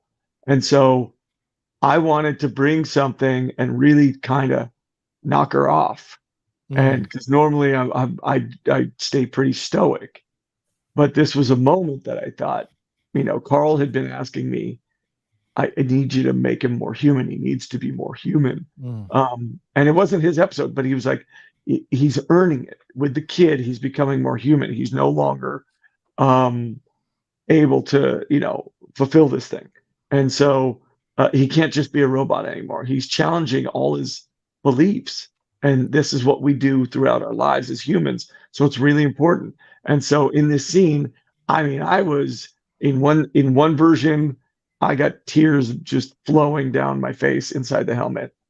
In another one, I'm pretty demanding and angry and that father disappointed voice. And in another one, I am 100% madly in love with this woman and want to see her succeed and be powerful and not waste it on weakness, because I need her to be the strongest she can be. And for me, that wasn't a big stretch because I had moments and still do to this day where I look at my wife and I go, I need you to carry the water here. I need you. That's why I married you. And she's like, shit, I've been carrying it for the last 10 miles. I don't know what you're talking about. She's like, what do you mean? You know, and God bless her. But, you know, and that's what Bo was going to do. And so I wanted to give her variations to work off of. And it was so, people ask me, what was your favorite? I have a lot, and for different reasons, for fighting reasons, for, you know, Omera, when she puts her hands on the helmet, she got me, and I never saw it coming. She flat out had me, and Bryce was so giddy. I'm in the helmet, but Bryce reads it like, you know, she's like, you're so obvious. And she was like, you were about to cry in the hell. And I'm like, I wasn't like, but I would literally like, if that helmet had come off, season's over. We're done. Amanda's staying. She's gonna, you know, we're gonna be Sorgon, you know, baby makers. That's it. But like, so like working with Katie, you know, she's so talented. She's so hardworking.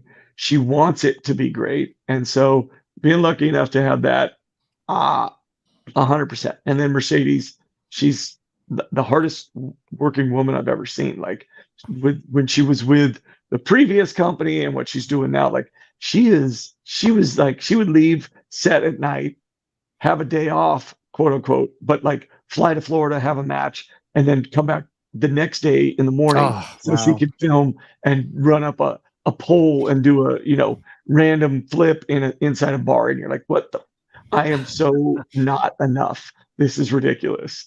And that's the great thing about the show, is that someone's always pulling you up. They're always raising your standards and your expectations. And, you know, as much as I don't like to give Dave Filoni any credit, because he and I like to give each other a lot of heat, him being now, you know, taking the rudder and everything, it's going to be unreal. Like, I'm so excited just to watch. Like, I try not to read scenes I'm not in anymore so that I can still be the Star Wars fan that I am. And it's really fun. And so like being in Ahsoka, but not, although I saw his storyboards and dealt with them, it was really cool to be a fan again and to enjoy these moments and to want to know what was going to happen with Ahsoka, although technically I knew. And then like just to watch Natasha or Ivanka. Like, they're so unbelievable. I'm getting notes passed to me. Yeah. Damn it. I put the message in the chat. All right. Bummer. Anyway, sorry. That was my checking to see if we got lights on at the field, but we didn't have a permit, so it didn't work out.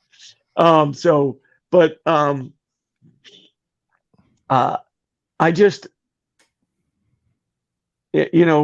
Dave told me early on, he said, look, the fans are the best part about this. And I've been raised knowing that the fans were the best part about anything, honestly. Like, even the bad ones, there's just so many good people.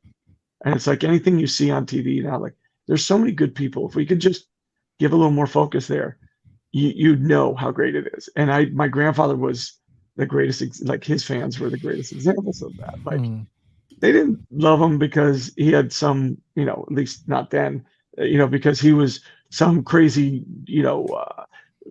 running, this, that, or the other thing politically. They loved him because he represented something much bigger than us, much more important than us, much more important than an aisle that we had to cross. And that's what, we have the luxury of being a part of. And to, like, I know people who are afraid of the fans, and I'm like, just block the ones that hate you. Who cares? Like, if you hate me, cool, go hate me. Don't waste your time.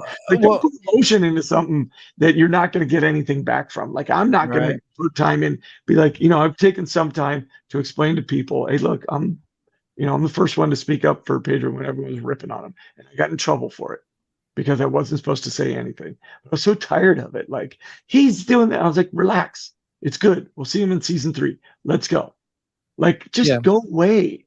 Let us tell the story and enjoy the story. You don't have to peek behind the curtain and see the wizard. And so Dave told me that. And I think when we worked with the 501st and we had all the stormtroopers. And David told me, he's like, I have dinner with a group every year. I take them out to dinner. Oh, wow. Nice. And I was like, oh my God, really? He goes, yeah. And it's regular. Like, we talk about hockey. We talk about, the Penguins. I go, okay, so same thing I have to deal with every day with you. I have to hear about Sidney Crosby. But sadly, my Kings are back. So we're here. But so, like, when he was directing me in Ahsoka, and I was supposed to be seeing those amazing, majestic space whales, he was literally like, imagine if the Kings were good this year.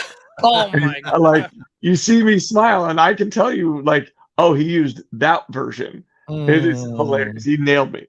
But it was really like, we're family. We love it, but we're nothing without fans. Like, people talk about, oh, I need an Academy Award or an Emmy or something. Not me, but like, as actors, whatever. I've always been taught, and I've always believed I've always been rewarded by this, which is, I'm here for you. When I go see a movie and I go see John Wick, I don't want you to be worried about if you're this, that, or the other thing. I want you to tell the story that the director wants to tell, and your character story, and be responsible and do your job. Yeah. And if it's for any other reason, I'm going to see through it. I want to go away. Maybe my kid that day is telling me that she's really in love with her boyfriend, and I smile, and then I need to go to the movie, and I need to go somewhere else, and I have to worry about, whatever it is. But, my kid having her heart broken or something, or the guy being a scumbag and me having to do something. You know what I mean? Like, I just need to go away for a minute. Give me 2 hours. Let me watch Griselda, and let me watch The Umbrella Academy. Let me go away and enjoy it. And if I'm lucky, I walk away and I learn a little something, or maybe it gives me a challenge in life, and I go, I want to meet that standard. There was a character that gave me something that I want to meet. That's what I want to do. So my job as Mando, when I put on the suit and I put on the helmet, isn't to take the helmet off. My job is to own every moment, to make you see yourself, not me. I want to me, Mando's a mirror, and that's the greatest gift of that helmet. Whereas others might see it as an albatross, I look at it as the greatest invention for fan interaction ever. I have 8-year-old girls who are Mando, who tell me I'm Mando, and I'm literally like, yeah, you are. You got your helmet on, you're Mando, and it does not matter. And it's one of the greatest equalizers I've ever seen. And I'm like, let's go. Like this is beautiful. Like I studied kabuki so that I could find a stillness like Yul Brynner did in Wild West. Yeah. Or Westworld, I should say. Like that's, if I can do my job and you guys are like, dude, you walked into that bar and you hung out at that door for a second, or you pulled that gun or you handed that knob to Grogu, or you found it in the ashes. These are all things that people have related to me that I've been a part of. And I go, wow, that's, pretty cool. I have a really good friend, Leo, who's up in the Netherlands, and he's Amsterdam, and he was a cop who had been attacked there, and he was not doing. I'm telling the story, and I probably shouldn't, but I'm going to tell it anyways because he inspired me to be better. And what happened was, he said he was sitting around eating Cheetos or whatever. I don't think they have Cheetos there, but they were eating chocolate. It was beautiful chocolate, and he was doing nothing, and he wasn't getting better. He was still having trauma and not getting back. And he started watching The Mandalorian, and he started getting back in shape, and he got back in the job, and he was like, it brought me back from this. You brought me back. And I cannot thank you enough. And like when you're sitting there and you're like, I did what? Are you talking? Like, I inspired. Yeah. That's when you go, I have a much bigger job than to go and figure out if, I have enough lines or whatever it is. Like I'm going to go service my fans, the fans of this show, because it means more to this 8-year-old kid, to this girl who otherwise doesn't have that strong female lead, at any given moment, that this unified it, and it made it equal for her. And this gentleman who saw my acting and it inspired him to be better. I was like, okay, all right. I got it. I got the message. I'll be better. Well, so I have a responsibility to you to do my best and be at my best every time I walk in there. Such a great attitude, though. But honestly, we really thank you. From the fans that's watching and listening right now, from us in the panel. Mando came in at the right moment when obviously it was around COVID times, right? Perfect. Where the world was shut down and we didn't know what was happening. But like you said, like we were able to watch this show, not just the old fans, but the new fans that you brought to, I always told, Sean and everyone else that telling a good story is so important. And Star Wars is just a shell. What's inside the core is what's important. And you are part of that core that tells this beautiful story, with your acting, with your movements, with everything, bringing everything to life, where we could go, when we watch it, we just forget about everything else. And what matters in those 30 minutes of that episode or 45 minutes is just watching and being engulfed in this universe, this show, that moment. And honestly, that's, can't thank you enough. And, seriously, that's so nice of you to say, that you do it for us. And that means a lot, to us. Honestly, at a certain point, for me, and David told me, hey, this is going to be one of the greatest things you ever do because you're a good guy. And this will, it's not going to be about, how many other roles you get out of it. I at the time was like, it better be. I need some other roles, brother. And hopefully, you know, right now there's a couple that are sitting there. We'll see what happens over the next week. But you know, it slowly trickled out. It didn't pour out that I was there and that I was, you know, it was a little easier to do it for Lateef because he really is a stunt man. I mean, he's 2-time Emmy winner. My brother, one of my greatest friends on earth. Somebody said petition to throw the first pitch out for the Dodgers. Yeah. I have 1,000,000 times. The Padres let me do it. I'm gonna go do the Nationals in May on May 5th. Oh, nice. Yeah, but the Dodgers, you know, I don't know. I guess I'm too low on the totem pole. Even though you're not. Even though I'm a season ticket holder. Dodger Stadium. But it's right. I bleed Dodger blue, and it's never about any of that. Like if I ever got to do that, really cool. But like, did you guys notice this, by the way? Oh yeah. A little soccer ball. That's my soccer ball BB-8, right? Oh, like, love that. That was from my buddy Mike.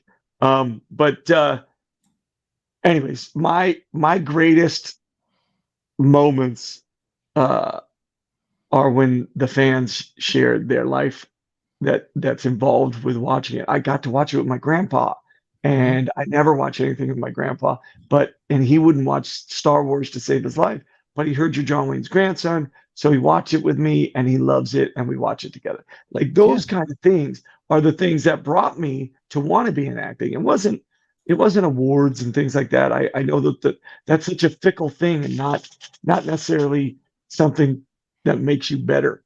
But telling great stories, telling mythology. Yeah.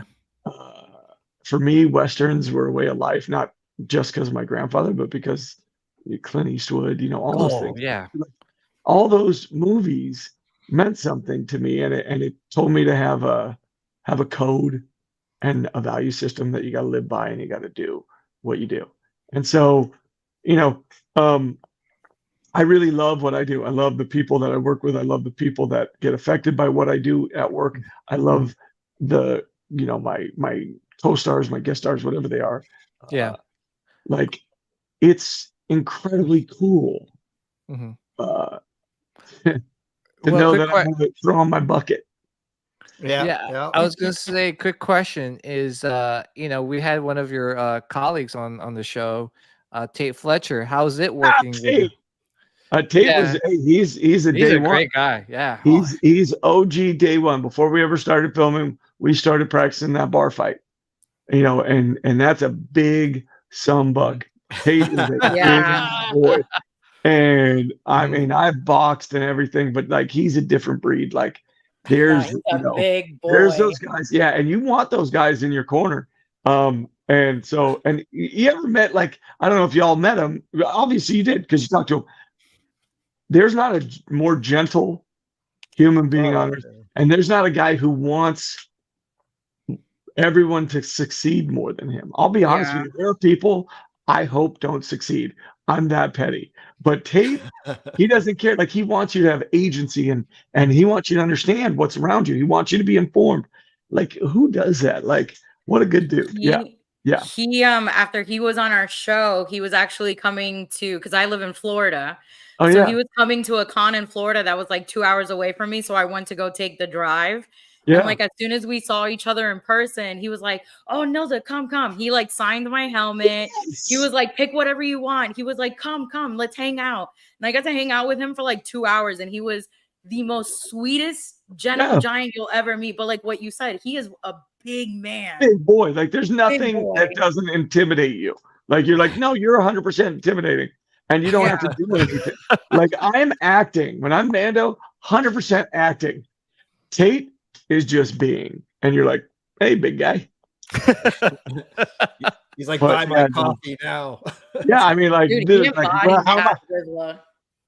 I mean, he's such a good dude. So I love Tate.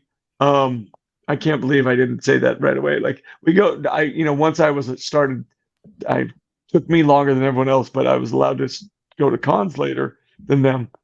But it was so cool to go hang out with, like Tate and do these things. Like I don't know. Like there's just a humanity can get lost in this business, but we've been very fortunate on our set, and maybe it's because of the way the set is, and that allows people to drop whatever tunes they normally have. But you know, we work with Amy Sedaris. Like, come on, David Pasquesi, who played the magistrate in Boba Fett, one of the funniest human beings I've ever been around. And then to watch he and Amy together, I would just stop. And then Bill Burr. Oh yeah, Bill Burr.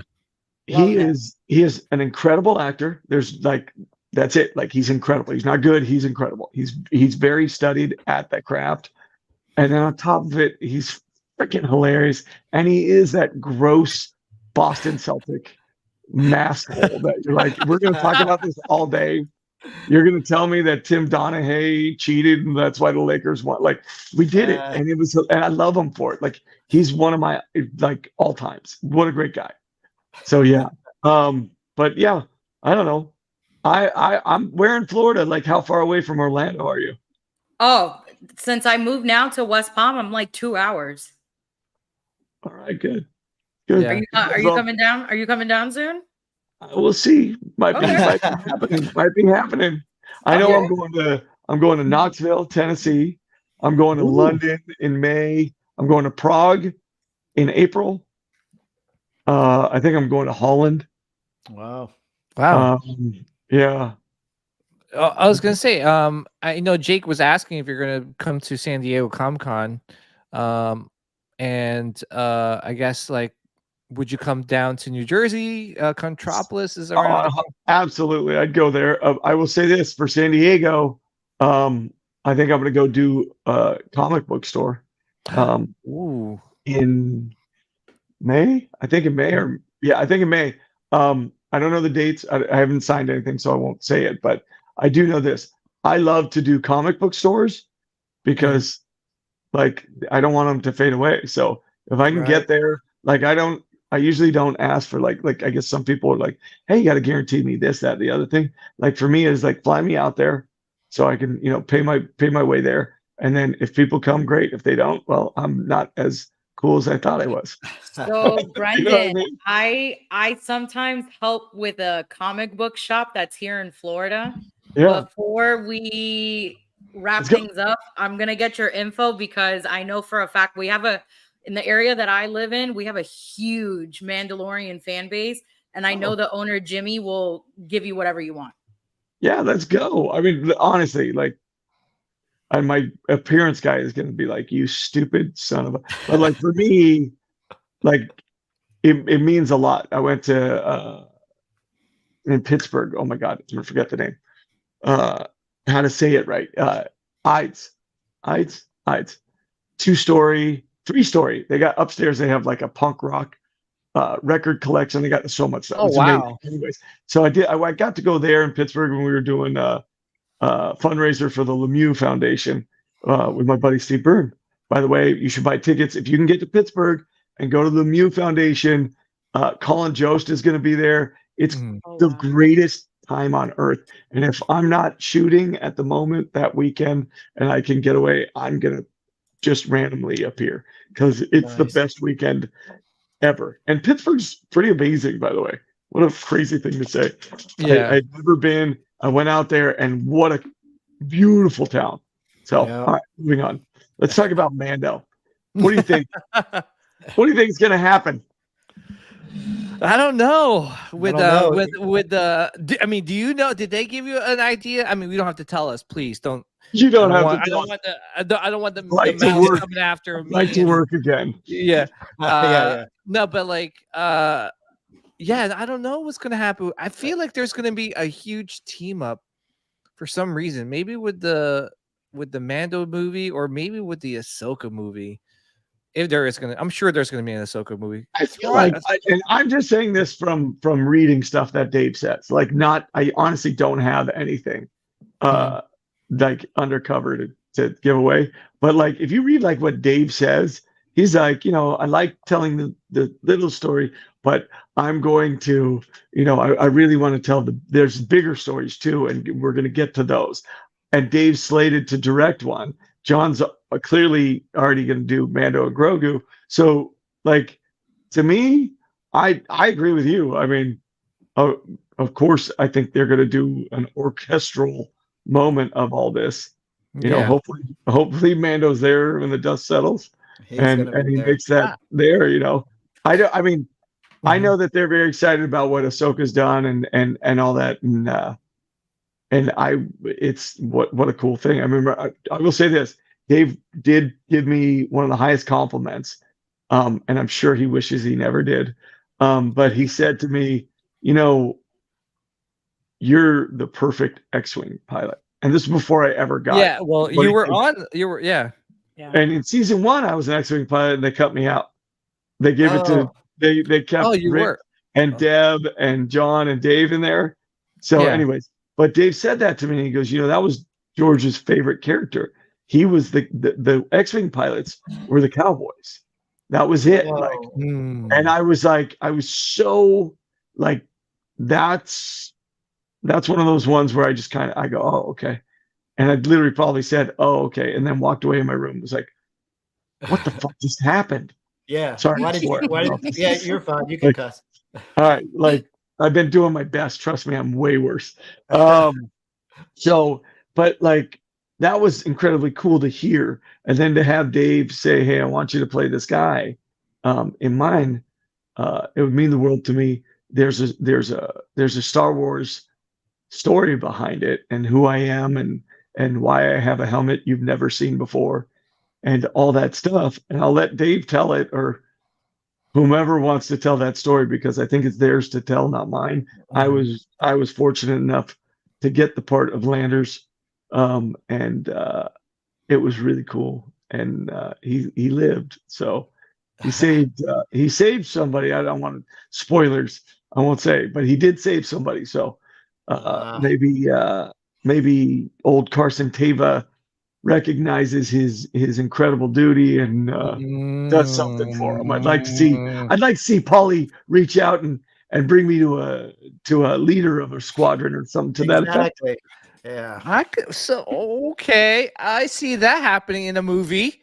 I think there's got to be X-Wings in it, right? I mean, exactly. I think so. I mean, obviously we know. I mean, if he's not the big baddie, I don't know who is. I'm sure there is. Dave has probably something. Wait. We talked about this earlier, so we'll circle back to it. Which is, does anybody die in Star Wars? Do you believe that Moff Gideon's dead? I don't know. He's not dead. That was a clone. That was a clone. He's got. They told me no, Moff's dead. We have to kill him. Whatever. I don't believe them. No, I don't believe him. He's not dead. That was the rare, very Latin version of Moff Gideon. by the way, with the Papi Chulo mustache, like I'm the Dominican Papi. No, that was the clone. Hey, Giancarlo's mother was a famous opera singer.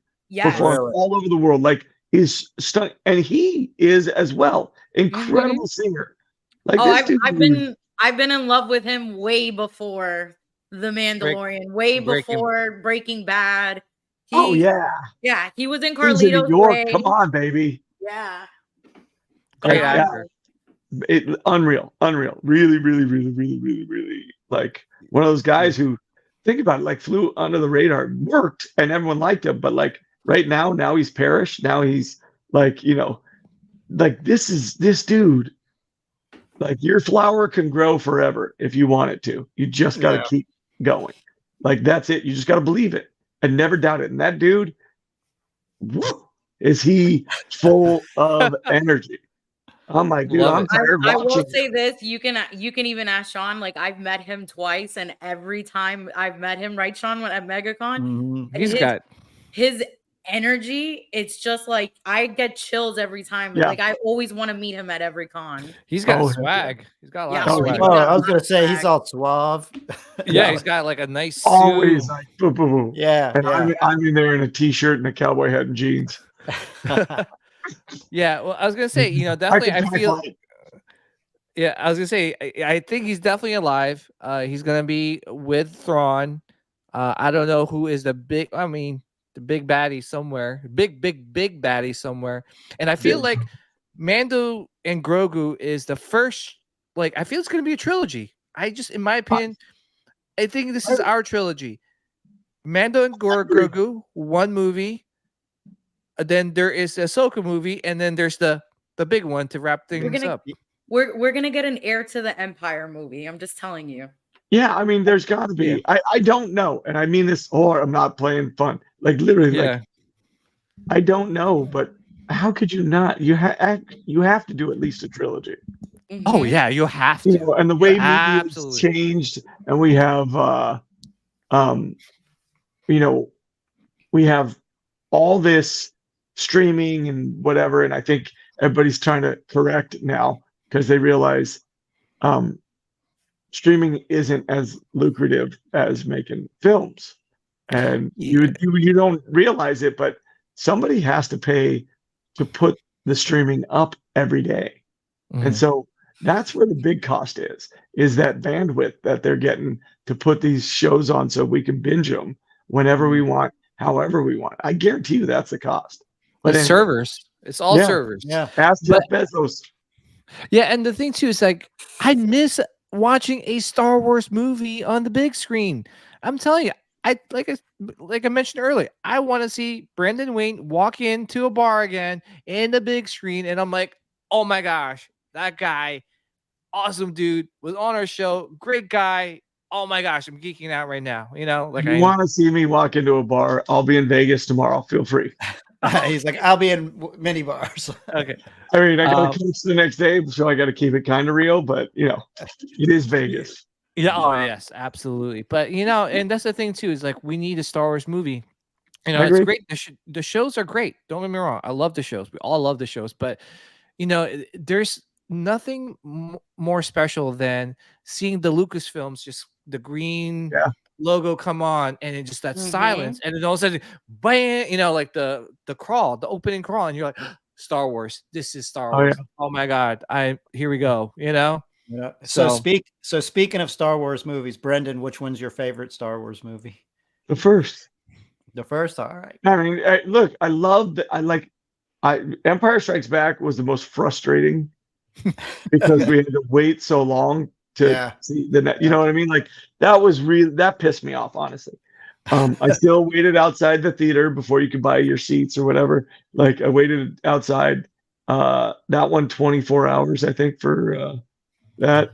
But like for me, that you had me at, you know, Obi-Wan, you know, like that's it. The land speeder.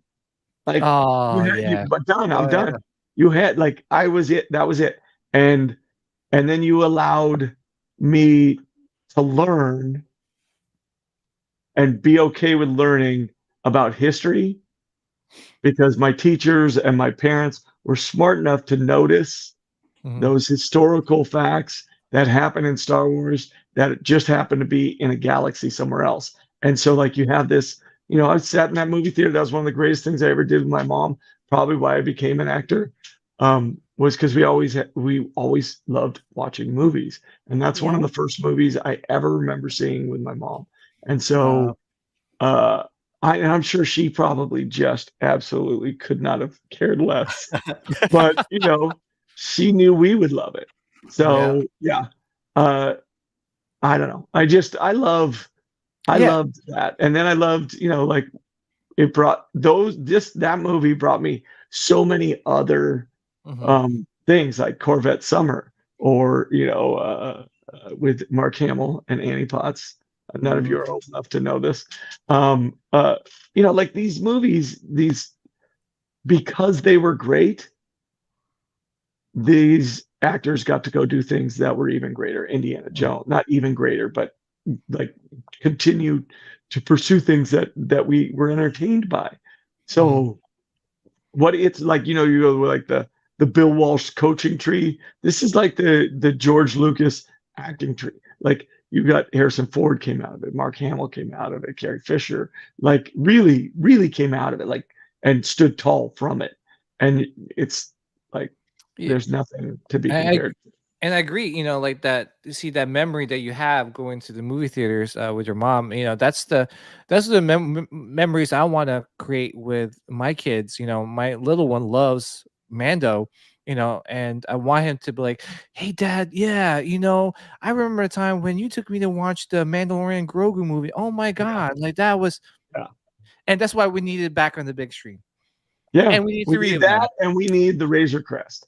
Oh, yes, bring it back. I have to say that was the biggest upset ever. No, don't show us this amazing ship, and then you know you have Hasbro make it, and then you blow it up.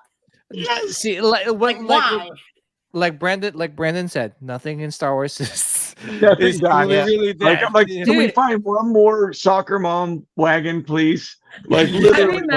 I remember watching that episode and just like this, and then messaging friends of mine going, "Oh my God, you just bought the Razor Crest," and it just blew up, like laughing because I didn't buy it and I thought it was funny. I must have had 500 messages on Instagram. Why did you do that? I'm like, I didn't do it, first of all. Second of all, I'm about to have a midlife crisis, so I need to get my hot rod for a minute here. All right. So yeah, I mean, honestly, but the N one's pretty wicked. But like, I like, you know, I like my gun safe. I like my carbonite. Oh yeah. Absolutely. Space Winnebago. Yeah. I don't think I'm getting it, but boy, would that be awesome. Yeah. Well, I was gonna say, you know, Brandon, you know, it's been such a, you know, we could go on for like another 2 hours, you know, and I don't want to hold you up because I know you have. It is late. You're right. I'm gonna get yelled at. Well, yeah, I know. I wasn't sure, you know, you have practice or, you know, but I actually have to go pack for the trip. We're taking a bunch of the kids with us, so we have 2 cars going to Vegas from my house. Oh wow, nice. Yeah, but you know, I just want to say, you know, I admire you. I respect you a lot. You know, and you know what really touched me during this conversation was when you said that, you know, even though you had like the opportunity for the biggest role of a lifetime, you said, no, my kid comes first. I have kids, and that takes a lot of guts and courage because, you know, not a lot of us could honestly, because, you know, a lot of us would jump on the opportunity, right? Yeah. But you said, no, family first. It was the first, you know, like series lead that was in front of me on that level. Mm-hmm. And I was never going to get another one like that. And if I turned it down flat out and never got the opportunity, I would have, you know, it would have just been, you know what I mean? But it wasn't I'm honest when I say this, like, I never thought twice about it. Like, it wasn't like, I'm gonna make a decision here. Oh, I didn't like choose courage. There was never a question that I was going to go be with my kid. And that's awesome.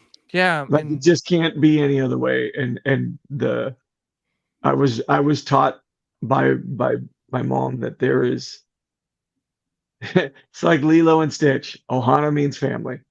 Yeah. You know what I mean? Like, you just, man. Yeah. My that's a shout out because my wife is out there in Hawaii working on Lilo and Stitch. But honestly, like, those moments just don't come often. They don't come again. And so I've coached my kids because of the show and because of its schedule. I work 5 days a week. I was able to still coach on the weekends.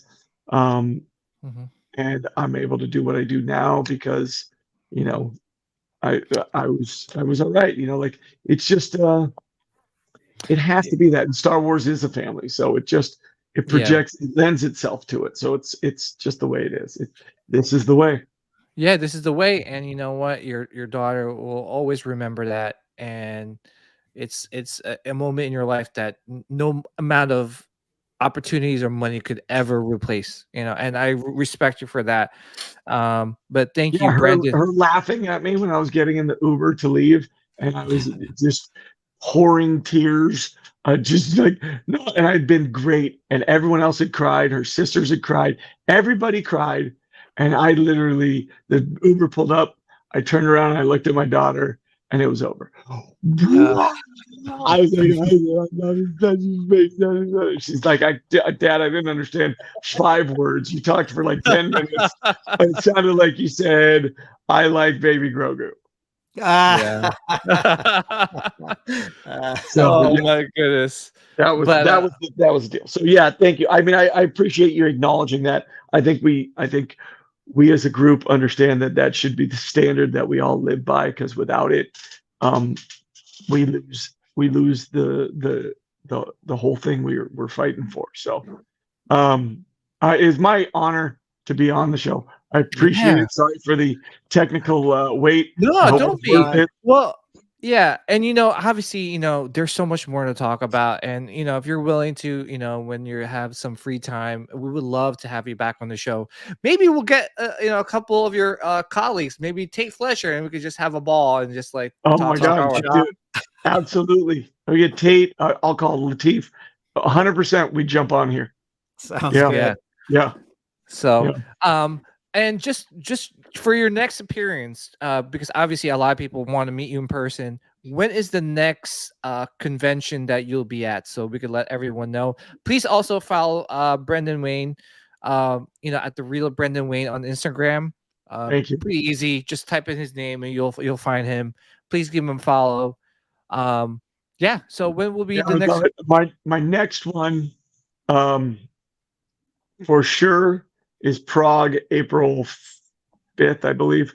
And then in the States, I think I'm Washington Nationals game. I go to London for MCM in May, and that's a big one. I've been like trying to get to London for so long, and so I hope everybody out there has an opportunity to come see me. Dude, I'm getting you to come to Florida. 100%. Like, I already texted. I tried MegaCon a million times. They're like, nah, you're small peanuts. No, I just texted. They're crazy. They're crazy. Yeah, they're crazy. I just texted the owner of the comic book shop. We're bringing you to Florida. All right, let's go. And then I know I'm going to Rebel Scum. Texas. Yeah. Oh, yeah, that's the one. I just bought tickets to it. You know what else I'm doing? In May, I'll be out at the John Wayne Experience in Fort Worth, Texas. Oh, nice. Wow. We got a PBR. One of the finals is going to be. We're going to screen it at the John Wayne Experience there, and I'll be there, and I'll be doing a signing there for them, trying to raise money for the Cancer Foundation. So, yeah, absolutely. I forgot about that one, but that's recent. I just found that out. So, I was chosen. So I'm gonna go out and hang out and have fun. Well, I was gonna say before we log off for tonight, I just want to say I did meet you in person. You probably don't remember it. Not a lot of people do. Hold on, I'm gonna tell you right now. You're on my phone. So how do I make it so I see you? Like just you. Is there a way? I could do it. Oh, there. Hold on. Yeah, I'll do it. And then here. I met you at Celebration when we had the Mando experience. Sorry, I am smiling. It's just I had a mask on and I had a short shirt. So it was great because I had to like do a double take because you guys were just walking around with Latif and Jon Favreau, and I'm like, wait, is that Brendan Wayne? Like, no way. And then like. People were like coming up to you. I'm like, no way, that is him. And that's when I took a picture with you. Probably don't remember because there's a lot of people there. And then Latif what's funny is and Jon I saw Mando outside of Celebration, and I was dressed just like that. And I'm standing there with Latif, and I was like, dude, let me see your costume. That's pretty amazing. And he had no clue. And so when I was leaving, I handed him a challenge coin I had, and it was a Mando challenge coin and the whole deal. And I walked away, and then at that point, I'm gone. Like I wasn't looking for him to be like, oh, hey. I was just like, this is going to be funny. And then I literally hear this grown man screaming. And I'm with my girls, and they're like, we got to go, Dad. I'm like, yeah, let's go. But it was so funny. And then I saw him later, and he's like, you didn't want to tell me? I go, no, why? You're Mando. Like, it was like, leave it alone. it was crazy because Favreau was walking around like it was just like you guys were just walking around like like I was shocked John did it. Like I can get away with it, but John, I'm like, it would be one thing if he was like some diminutive little guy. This is a grown man, like literally looks like the linebacker he played in The Replacements. You know what I mean? Like he's got these shoulders, like a grown man. I'm like, hey guy, can I tag along? Yeah. Oh my god, Yeah. I remember The Replacements. You get the ball, I get the ball. Yeah. So, yes. But yeah, guys, but I haven't yet from PCO. Yeah. Well, I was gonna say, I do got a jam, and I love you guys, and I appreciate you tremendously. And hopefully, I get to literally individually meet one of you at a time. I'll make it happen. Yeah, Brendan, I'll message you on Instagram so you can send me the contact info on who I have to talk to get you. You got it. We can bring you down to Florida. You got it. Good deal. And then, looking forward to having you come back on the show when you have some free time, Brandon. I really appreciate it. And to everyone listening and watching, may the midichlorians be with you guys always and forever. Nilda, Sean, another one in the books. Take care, everyone. Guys. Thanks for hanging out. Bye, guys. Strike me down with all of your hatred, and your journey towards the dark side will be complete.